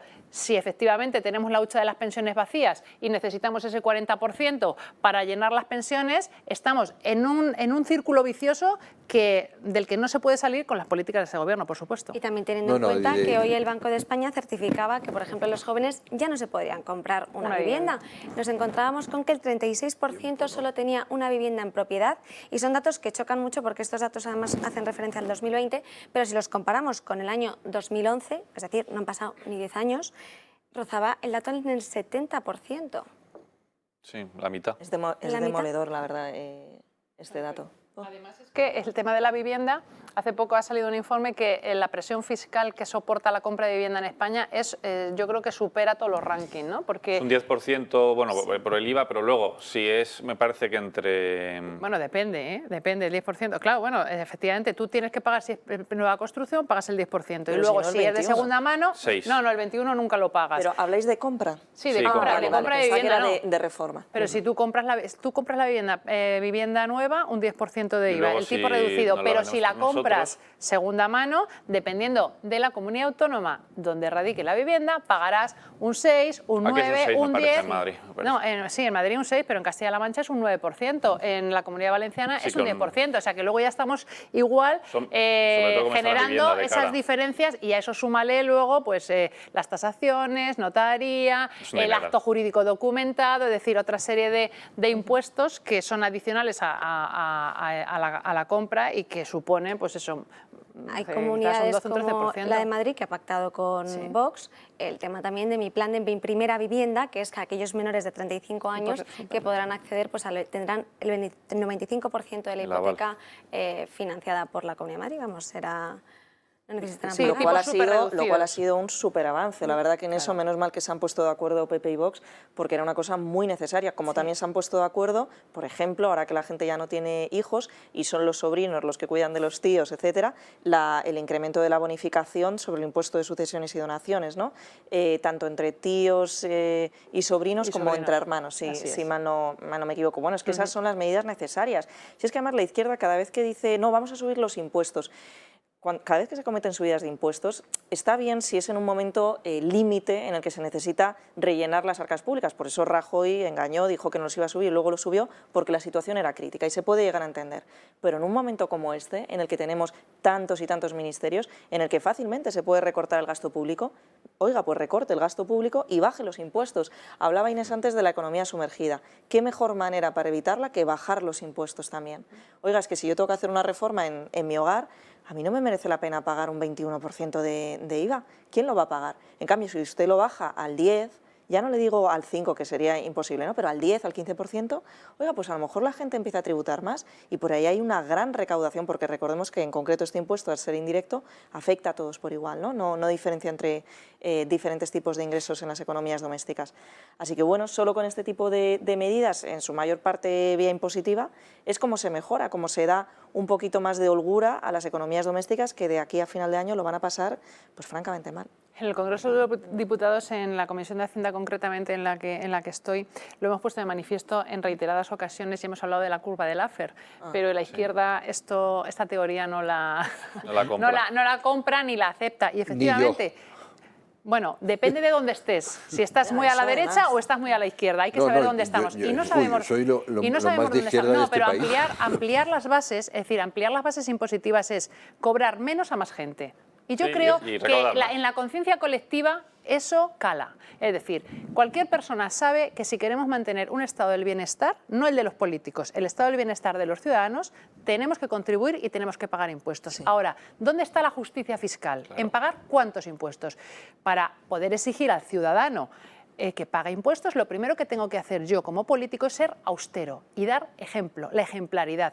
Y lo primero que tengo que hacer es no montar 22 ministerios, sino la mitad o 10 o 12 o los que hagan falta y recortar ese gasto. Porque ahora la señora Montero, que va a subir los impuestos, además de formar parte de un gobierno que está dentro de un partido que ha sido un estafador, ¿con qué autoridad moral viene a pedir a los españoles más sacrificio y más impuestos cuando ellos no están ahorrando? Entonces, yo creo que lo que primero hay que hacer, efectivamente, es dar ejemplo por parte del gobierno cuando tú estás pidiendo sacrificio a los españoles. Y como digo, dentro de la conciencia colectiva todo el mundo sabe que efectivamente impuestos hay que pagar, pero ¿cuántos y hasta dónde? Claro, bueno, pues vamos a hacer un diagnóstico de los gastos que se pueden ahorrar, porque hay muchos gastos que se pueden ahorrar, y una vez que tengamos cuantificado ese ahorro, veremos cuáles son los servicios públicos necesarios para que estén los ciudadanos bien atendidos desde el punto de vista de educación, de sanidad, seguridad, efectivamente, y a partir de ahí, bueno, pues estableceremos los impuestos. Y como bien dices tú, si yo hago una reforma en casa y tengo que pagar el 10%, bueno, pues me parece que está dentro de lo normal, el 10 o el 12%. Pagar un 21%, pues habrá gente que diga, bueno, es que es una cuarta parte. Y luego determinar la peluquería, quién es la clase, y perdona que te interrumpa, la clase media en España. No porque existe. La clase media, claro, para el Partido Socialista es a la que ha dado las migajas de los 200 euros anuales en rentas inferiores a 14.000 euros. Una persona con 30.000 Pero la euros clase de media en ingresos España brutos es para ellos es ya la que gana 30.000 euros y de esos 30.000 euros vive una familia entera. Esa es la verdadera clase media actual, no la de los 14.000, en fin. Calvet, si es breve, que nos tenemos que ir, pero si es breve te dejo, que es la... ¿Breve? Sí. Si hemos empezado a hablar del ejército de reserva para terminar hablando de libros sobre la reforma. Te quiero puntualizar que si es Pues breve... nada, Esa capacidad de síntesis. Perfecto. Bueno, estoy en desacuerdo con todo lo que he oído. Pues nos vamos a una breve pausa de publicidad y enseguida volvemos. Estamos ya casi en la recta final del programa, la 1:30 de la tarde, y nos vamos a ir con Crónicas de Manicomio, porque pensabais los espectadores que os ibais a liberar, pero no. Tengo que hablar primero de la ciudad futurista que cada vez parece que está más cerca de lo que nos pensamos. Las imágenes que van a ver en pantalla no son del tráiler de una película de ficción, sino del proyecto de The Line, un proyecto que está llevando a cabo Arabia Saudí para construir una ciudad, como ven, sin precedentes.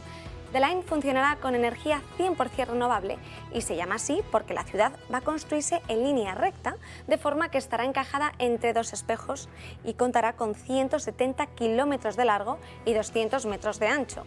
Pero esto solo es el principio, porque contará con rascacielos de hasta 500 metros de altura y estará libre de carreteras, coches y, por supuesto, de emisiones. Lo que sí tendrá será un aeropuerto futurista que comunicará el edificio principal con el resto del mundo. Será 100% sostenible. Podrá albergar hasta 9 millones de personas, que se dice pronto, y su superficie habitable será de 34 kilómetros cuadrados. Una ciudad que, a pesar de tener esa distancia, prometen recorrer en 20 minutos con trenes subterráneos de alta velocidad. Pero ¿sabéis cuánto le ha costado a Arabia Saudí? 1 billón de euros le ha costado al gobierno para que su país no dependa del petróleo. Irónico, sobre todo teniendo en cuenta que Arabia Saudí es el principal exportador de petróleo del mundo, aunque precavido porque sabe que ha llegado a su tope de producción. No sabía yo que ellos estuvieran preocupados por el tema ecológico. Pues preocupémonos, sí, pues yo como, sé, Noruega, que vive del petróleo y son los más verdes y los más ecológicos y los más resilientes. Y yo una pregunta te hago, ¿y el agua ahí? ¿De dónde...? Bueno, claro, ese es el tema que decían está justo ahí, mira, vemos el agua al lado, pero decían que va a ser complicado el terreno, la superficie, todas las llanuras que hay que recorrer, sobre todo porque decían que quieren terminarlo para el año 2023, pero estas obras no van a finalizar hasta dentro de 50 años. Sí, lo había 33 dicho. a lo mejor, ¿no? Esto no lo veremos algunos de los que estamos en la mesa. Bueno, eso sí.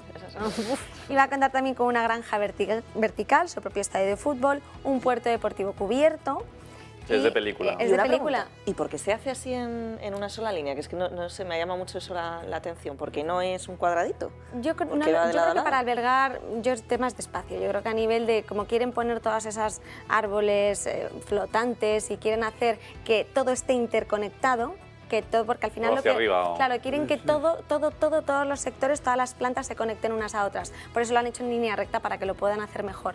Para que no sea, yo creo que... La idea de Arturo Soria, el de la ciudad lineal, que no funcionó porque no es operativo. Funciona la vieja ciudad hipodámica desde la época de los griegos, ¿no? Que es como tú decías. Bueno, además están los zocos, que eso ya es mucho más divertido, pero si no es la hipodámica. De todas las maneras, solo decir una cosa, hoy mismo estaba oyendo la cantidad de huella ambiental que está dejando, por ejemplo, la nube, el iCloud, eso y tal, porque al final sí que tienen depósitos fijos, que son centros de acumulación de datos. Estos tienen un gasto de energía enorme, ¿no? Por lo cual, cuando uno se pone a hacer este tipo de cosas, todo ambientado, todo de carbono, hay que evaluar muy bien la huella ambiental, contando toda la cadena de valor y todo el proceso. Claro, no solo los vehículos. Por ejemplo, los transportes. Es decir, bueno, ¿y cómo van a venir? ¿Cómo se va a surtir? ¿Cómo van a venir las cosas si no está en un puerto, por ejemplo? Es decir, yo me lo plantearía de todas maneras. Hay que dar una pensada al tema ecológico, sí. ¿Esto qué es? ¿Un lanzamiento para contratos públicos o un anuncio o publicidad? Allí creo que van a dedo, ¿eh? Esto se llama, esas dimensiones, a 3 dimensiones, se llama el gravismo cero. Y lo que quieren, bueno, pero es que si, por ejemplo, comparamos las dimensiones, 500 metros de muro edificable, o sea, tenemos en cuenta que el Empire State solo tiene 381. Si hablamos de 9 millones de habitantes, Madrid tiene 3. O sea, al final, las dimensiones que quieren hacer son brutales. Y os tengo que cortar porque está hablando justo en rueda de prensa Isabel Rodríguez sobre los temas del paro. Vamos a escucharla. con las comunidades autónomas, que es una de las señas de identidad que ha imprimido el presidente del Gobierno, Pedro Sánchez, a lo largo de estos 4 años de gestión. El diálogo, la cooperación permanente, el haberlo tenido que hacer además en situación de especial dificultad, como fue la gestión de la pandemia y ahora las especiales dificultades como consecuencia de la guerra, hacen todavía más importante esa relación continua, permanente y leal con todas las comunidades autónomas.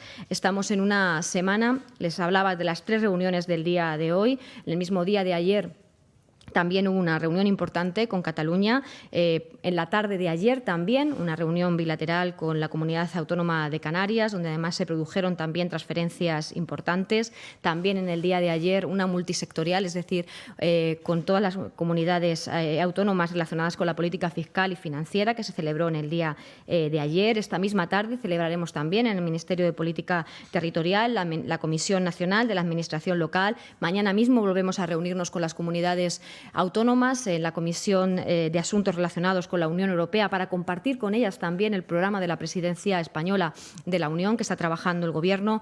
En definitiva, este es el día a día del Gobierno, el diálogo, el acuerdo en todos los foros, de forma bilateral, de forma multilateral y, desde luego, respetando la institucionalidad, como ha ocurrido en el día de hoy.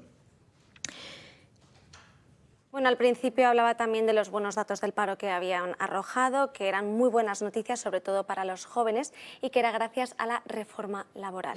No sé si queréis hacer un pequeño apunte sobre esto y luego continuamos. Yo muy breve. Donde más ha bajado el desempleo ha sido en las Islas Baleares. Luego preguntémonos, porque evidentemente es una bajada por una cuestión absolutamente estacional. Los datos que van a ser interesantes para comentar son los de octubre. Sí, pero a mí no me gusta... Estos datos, perdón, que para que los espectadores lo sepan, que lo ven en pantalla, pero son los datos arrojados entre abril y junio, que han descendido al 12,48% y son de la encuesta de población activa de España. Sí, son la encuesta de población activa, que es la que mejor yo creo que mide el paro. La otra mide otras cosas, que, por ejemplo, los 2 datos interesantes son... En la otra encuesta, que no es una encuesta, perdón, que es un registro precisamente, es el número de afiliados a la Seguridad Social, eso siempre es importante, y en esta, en efecto, sí el volumen de parado. Entonces, a mí no me gusta el catastrofismo global, porque entonces lo que verdaderamente hacen mal pierde credibilidad, dice, este se mete con todo. Es decir, la monstruosidad que sucedió ayer en la ¿cómo era? La mesa de diálogo, la mesa de diálogo infame entre 2 gobiernos iguales, etcétera. Eso es gravísimo, eso no se lo quitará a nadie. Pero esto, vamos a ver, visto el problema que es el paro en este país, es una buena noticia. Sobre todo, España está creciendo poco y logra ir disminuyendo un tasa de paro. Entonces, yo solo diría 3 cosas. El efecto no es para lanzar las campañas al vuelo, porque hay efectos estacionales, porque el mismo trimestre del año pasado creció más, aunque era todavía una salida de la COVID. No es para lanzar la campaña, pero es una mejor noticia. Luego hay que desgajar estos datos porque luego nos encontramos esos contratos Exacto, temporales, el efecto estacional que ha dicho, sí. Ahora, es bueno y prefiero que sea así a que hubiera dicho no hemos llegado al 14%, ¿no? O sea, es bueno. Y siempre recordar que de todas las maneras un 12,5 es una barbaridad. O sea, que el problema persiste. Por lo cual esperemos que no haya malas noticias en el futuro. Inés, y volvemos a Crónicas. Sí, esto es lo del mal menor, ¿no? Efectivamente, como tú bien dices, habrá que bucear en los números y ver efectivamente esos contratos. Estamos hablando de contratos públicos, estamos hablando de contratos estables, no fijos discontinuos, sino indefinidos de verdad. Porque, bueno, claro, ahora todos son indefinidos porque la ley te obliga a que sean. Pero es curioso cómo desde UGT de Madrid han hecho unas declaraciones, y estamos hablando de toda España, encuesta de población activa toda España. Y sin embargo, desde UGT de Madrid, qué curioso, porque claro, como debe ser que gobierna el Partido Popular, pues los datos de empleo son malísimos y dicen que más del 5% de los hogares tiene a todos sus miembros en paro y que el 60% de las mujeres están desempleadas. Por tanto, lo que vengo a decir, el gobierno siempre barre para casa. Entonces, no todo es oro lo que reluce y deberemos analizar y ver si efectivamente si se ha reducido el desempleo, pero vamos a ver en qué medida, en qué sectores y de qué manera. No, si además tengo aquí lo que ha opinado USO, que es el sindicato que ahora más respeto me merece, independientemente del de Vox, que es también un sindicato particular. Gracias. Y lo que he dicho es eso, es decir, oiga, mejor, no vamos aquí, pero con mucha calma, no tan bueno como hace un año y tal. Ahora, hombre, no existe gobierno en el mundo que con estas cifras no se dé autobombo. O sea, eso evidentemente que va a empezar con el autobombo. Bueno, para lo poco que puede vender... Depende, porque no es un momento de darse autobombo ni siquiera con estas cifras. Es que seguimos encabezando la tasa de desempleo juvenil en Europa. Y en lo juvenil, no, y el paro. Y el paro. En lo juvenil y el paro. ¿Qué os parece si nos vamos al fondo del mar, que es un gran misterio y todavía nos queda mucho por descubrir, pero un hallazgo en el Océano Atlántico ha sorprendido a los científicos marinos? ¿Por qué? Porque no se pueden explicar cómo han aparecido unos agujeros en el fondo del océano. Han pedido colaboración para identificar el posible origen de estas marcas que conforman, como vemos, una línea recta perfecta. Lo han hecho a través de su cuenta oficial de Twitter. La organización federal dedicada a explorar y comprender el océano, NOAA, decía que en la inmersión del sábado vieron varios conjuntos de agujeros en el lecho marino y añadía que el origen de los mismos tiene a los científicos perplejos. Continuaba diciendo que aunque los agujeros parecen hechos por humanos, los pequeños montones de sedimentos a su alrededor sugieren que fueran excavados. ¿Pero por qué? O más bien, ¿por quién? No se sabe. Los hallazgos fueron descubiertos por 3 exploraciones oceánicas y los científicos han preguntado por la hipótesis sobre el origen de estos agujeros y yo no voy a ser menos y os pregunto qué pensáis de esto, de este nuevo descubrimiento que a saber que encontramos en el fondo del mar. Yo creo que es Maripuri buscando las llaves, ¿no? ¿Dónde están las llaves? En el fondo del mar. Bueno, pues es una curiosidad, ¿no? Como las líneas de Nazca, ¿no? Y tal y cual, que bueno, pues va usted a saber, a lo mejor es una especie de pez o que hace así su camino, vete a saber. Lo que está claro es que no parece que haya sido del interior de la corteza terrestre, porque se han sido excavados, pero si han sido excavados, yo la siguiente pregunta que me haría es ¿cuándo? ¿No? Claro. ¿Hace cuánto tiempo pueden estimar que han sido Es que a 3 kilómetros de profundidad, ¿qué animal va? O sea, claro, muy profundo. Sí, hay microorganismos, pero eso no lo hace un microorganismo. ¿Qué va? Claro. Solo conocemos el 5% del océano, el 95% está pendiente, pero yo quería hablar también, y cambiando ya de tercio y terminando por crónicas por hoy, del tema de selectividad, porque hemos visto cómo cambiaban ese modelo de examen. Nos lo cuenta Marian Vallejo. Muy buenas. Sí, muy buenas, Ana. A partir del próximo año los exámenes de selectividad dejarán de ser tal y como lo conocíamos hasta ahora. Y es que el Ministerio de Educación ha presentado a las comunidades autónomas y a las universidades las líneas generales del nuevo examen. De hecho, no es una propuesta, sino 2, ya que el cambio será gradual.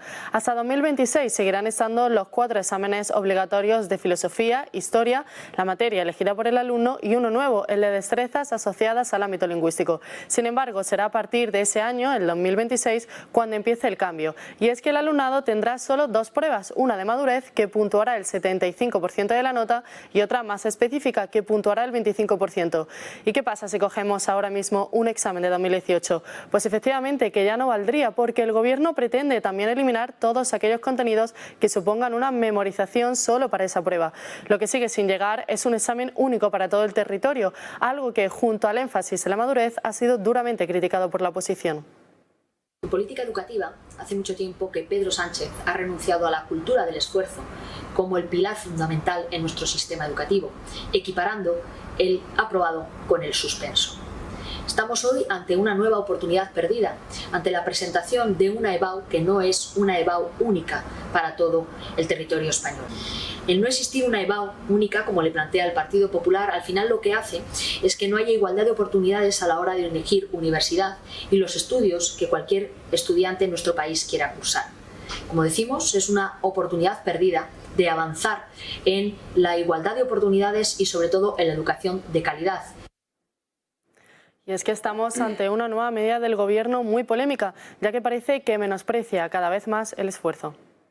Muchísimas gracias, Marien. Efectivamente, parece que cada vez estamos menospreciando el esfuerzo y exigiendo a los alumnos menos. El esfuerzo, el conocimiento, Claro. la capacidad de discurrir, Lo la que ellos formación quieren, que no, cívica. pienses, no tengas pensamiento crítico. Hoy mismo en el país que apareció, acates todo. y lo digo el país para que no decir, que se observan grandes, no, para que, Todos no, somos lectores del que se observan grandes diferencias de la EBAU y de nivel de la EBAU según comunidades autónomas. Claro. Eso ha fastidiado. Pues- Es decir, lo primero que hay que saber es que no hay un sistema educativo en España, sino 17.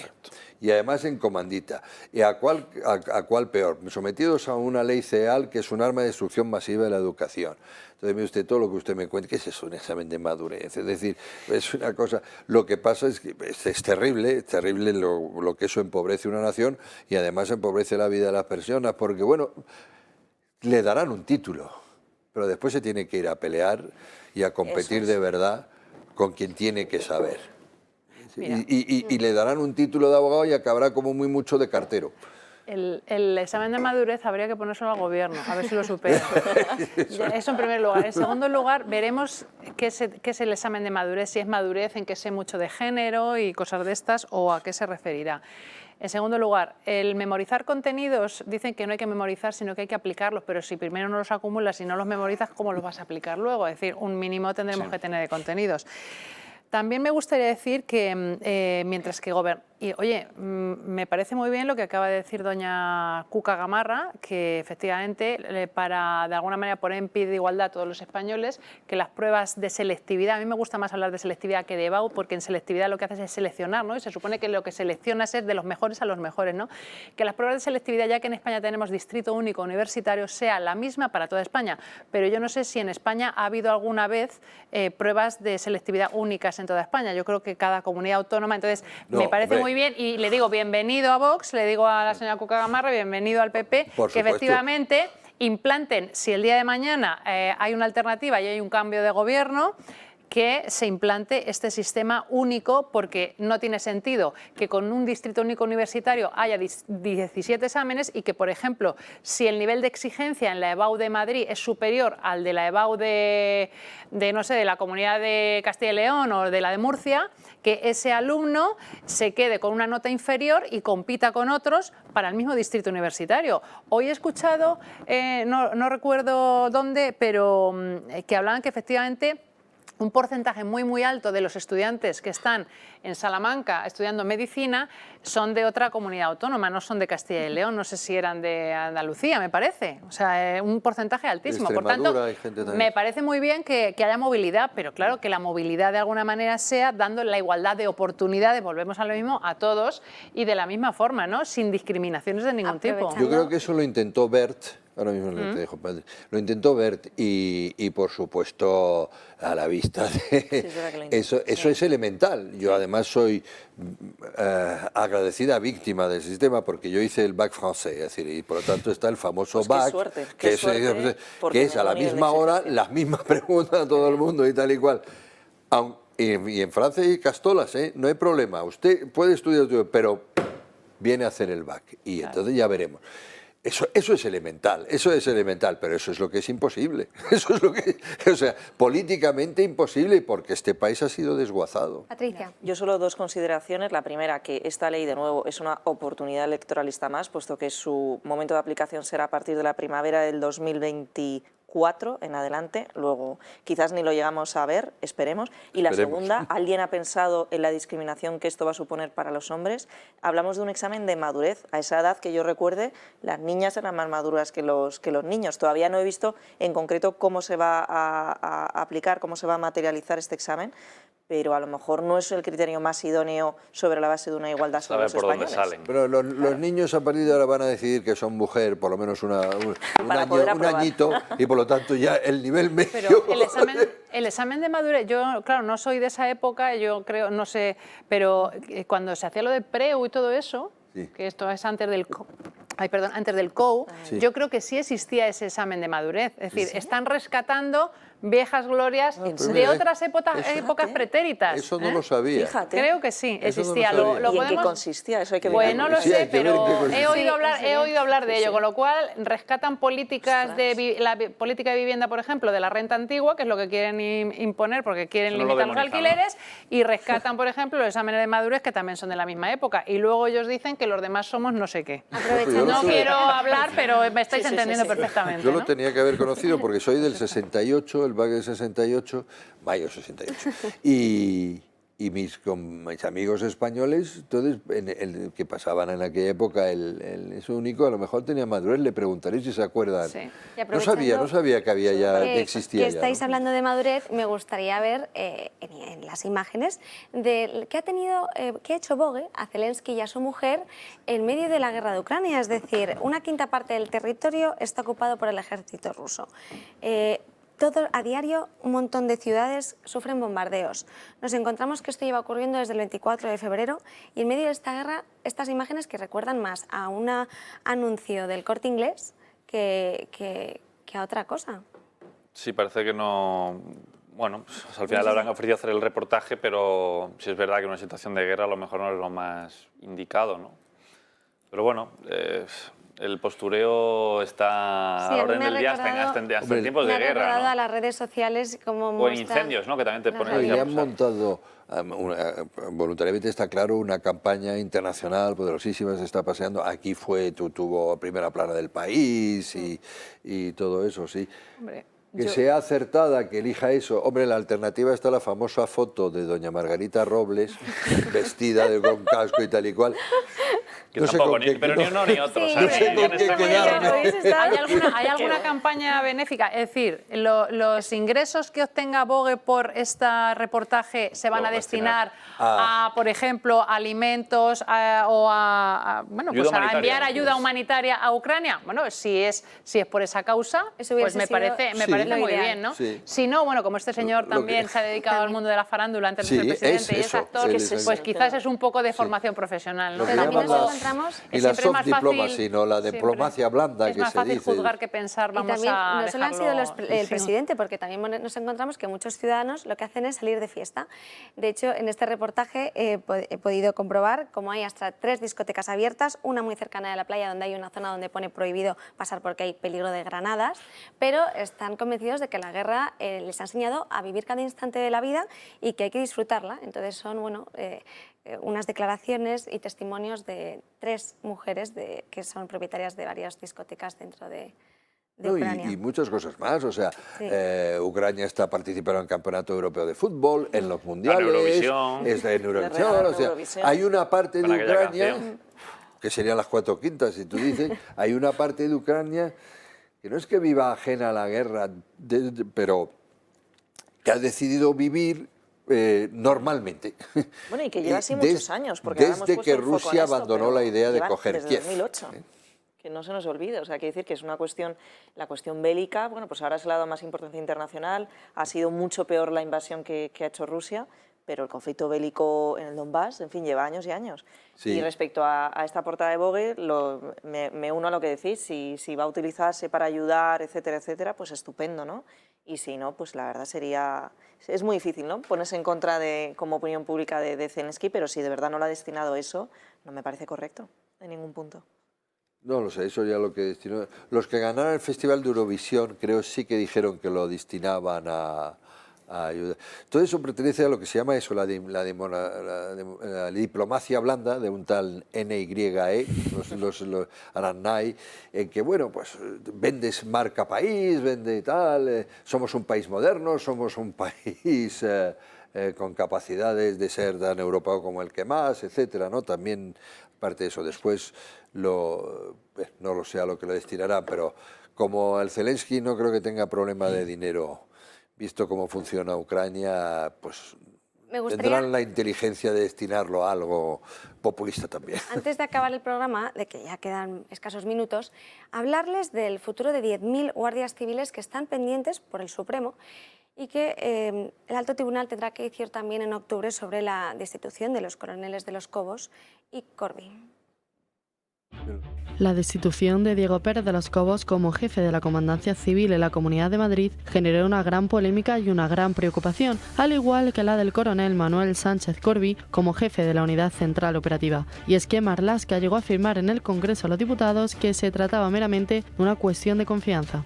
Le vuelvo a decir, ni yo ni mi equipo hemos solicitado ni el informe ni el contenido del informe. Usted dice algo realmente cierto, que yo desde el primer momento en mi comparecencia dije que las causas eran remodelación, porque evidentemente estamos en una fase de remodelación, y también de pérdida de confianza. Pero yo no quise decir más, porque tengo respeto a la carrera profesional del señor Pérez de los Cobos. Unas declaraciones que siguen preocupando tanto a la Asociación de Guardias Civiles JUCIL como a la Asociación Pro Guardia Civil, y es que la decisión del Tribunal Supremo respecto a ambas instituciones podría poner en el aire el futuro de 100.000 guardias civiles, ya que sus puestos son de libre designación. Por lo tanto, esos agentes quedarán expuestos a la discrecionalidad de ceses desde el ámbito político. Desde la Asociación Pro Guardia Civil han querido reivindicar el papel tan fundamental que juegan estos agentes, cuyo cese, según ellos, sería un insulto. Además, han afirmado que se pretende convertir a los guardias civiles en funcionarios de segunda. El Tribunal Supremo resolverá las destituciones de los coroneles Sánchez Corbí y Pérez de los Cobos. En las decisiones del ministro del Interior y de la directora general de la Guardia Civil se aducen razones de supuesta pérdida de confianza.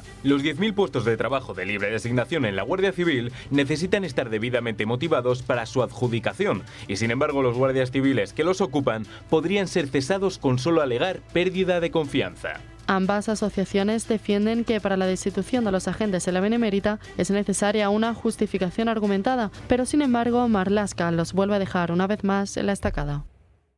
Eran sustituidos por esa pérdida de confianza que tanto la Audiencia Nacional como la Abogacía del Estado pues no mostraban ninguna contradicción, se mostraban favorables, y pues eso es lo que implicaría esa decisión, si no, del tribunal. Hombre, pero no es lo mismo, yo no sé los otros 10.000 que son, pero no es lo mismo ser pues, la mano derecha del ministro a ser un guardia civil como aquí se veía inspeccionando el campo. Es decir, evidentemente sí, eso es una barbaridad monstruosa. Yo siempre he creído que la vía jurídica para el caso de mi admirado Corbí, y no lo conozco, el señor Pérez de los Cobos, tendría poco recorrido porque, hombre, es verdad que un ministro pues se rodeará de personas de confianza, eso es. Ahora, claro, ya 10.000, no sé de dónde eso es un cuerpo jerarquizado y los nombres y tal, eso verdaderamente me parece monstruoso, que querría saber más. Lo que sí aprovecho para recordar que, porque muchas veces se habla de cómo ha deteriorado las instituciones, nucleando, es decir, introduciendo, inoculando personas este gobierno. Y muchas veces se olvida citar el Ejército y la Fuerza de Seguridad del Estado. Pues esto nos lo recuerda. Y que no se nos olvide que el señor Marlaska está citado por la Audiencia Nacional por el caso Pegasus. La justicia dirá, pero bueno, es cuanto menos memorable, ¿no?, que un ministro esté citado ante la Audiencia Nacional por un caso de espionaje. Yo, yo una frase solo, equipararía eso de la pérdida de confianza con lo de delincuentes honestos. Va un poco en la misma línea.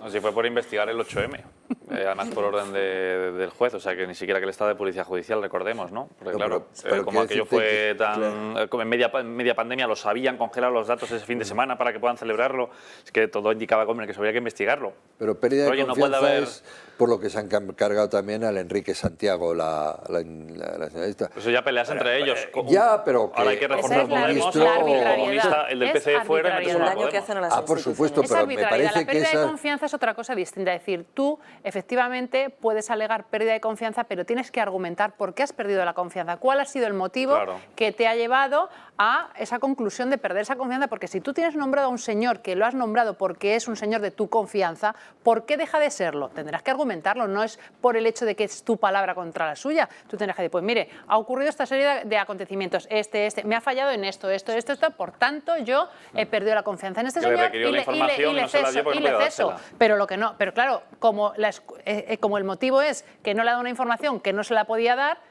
pues se Y acabó. aquí vamos a tener que dejarlo porque se acaba el programa de hoy.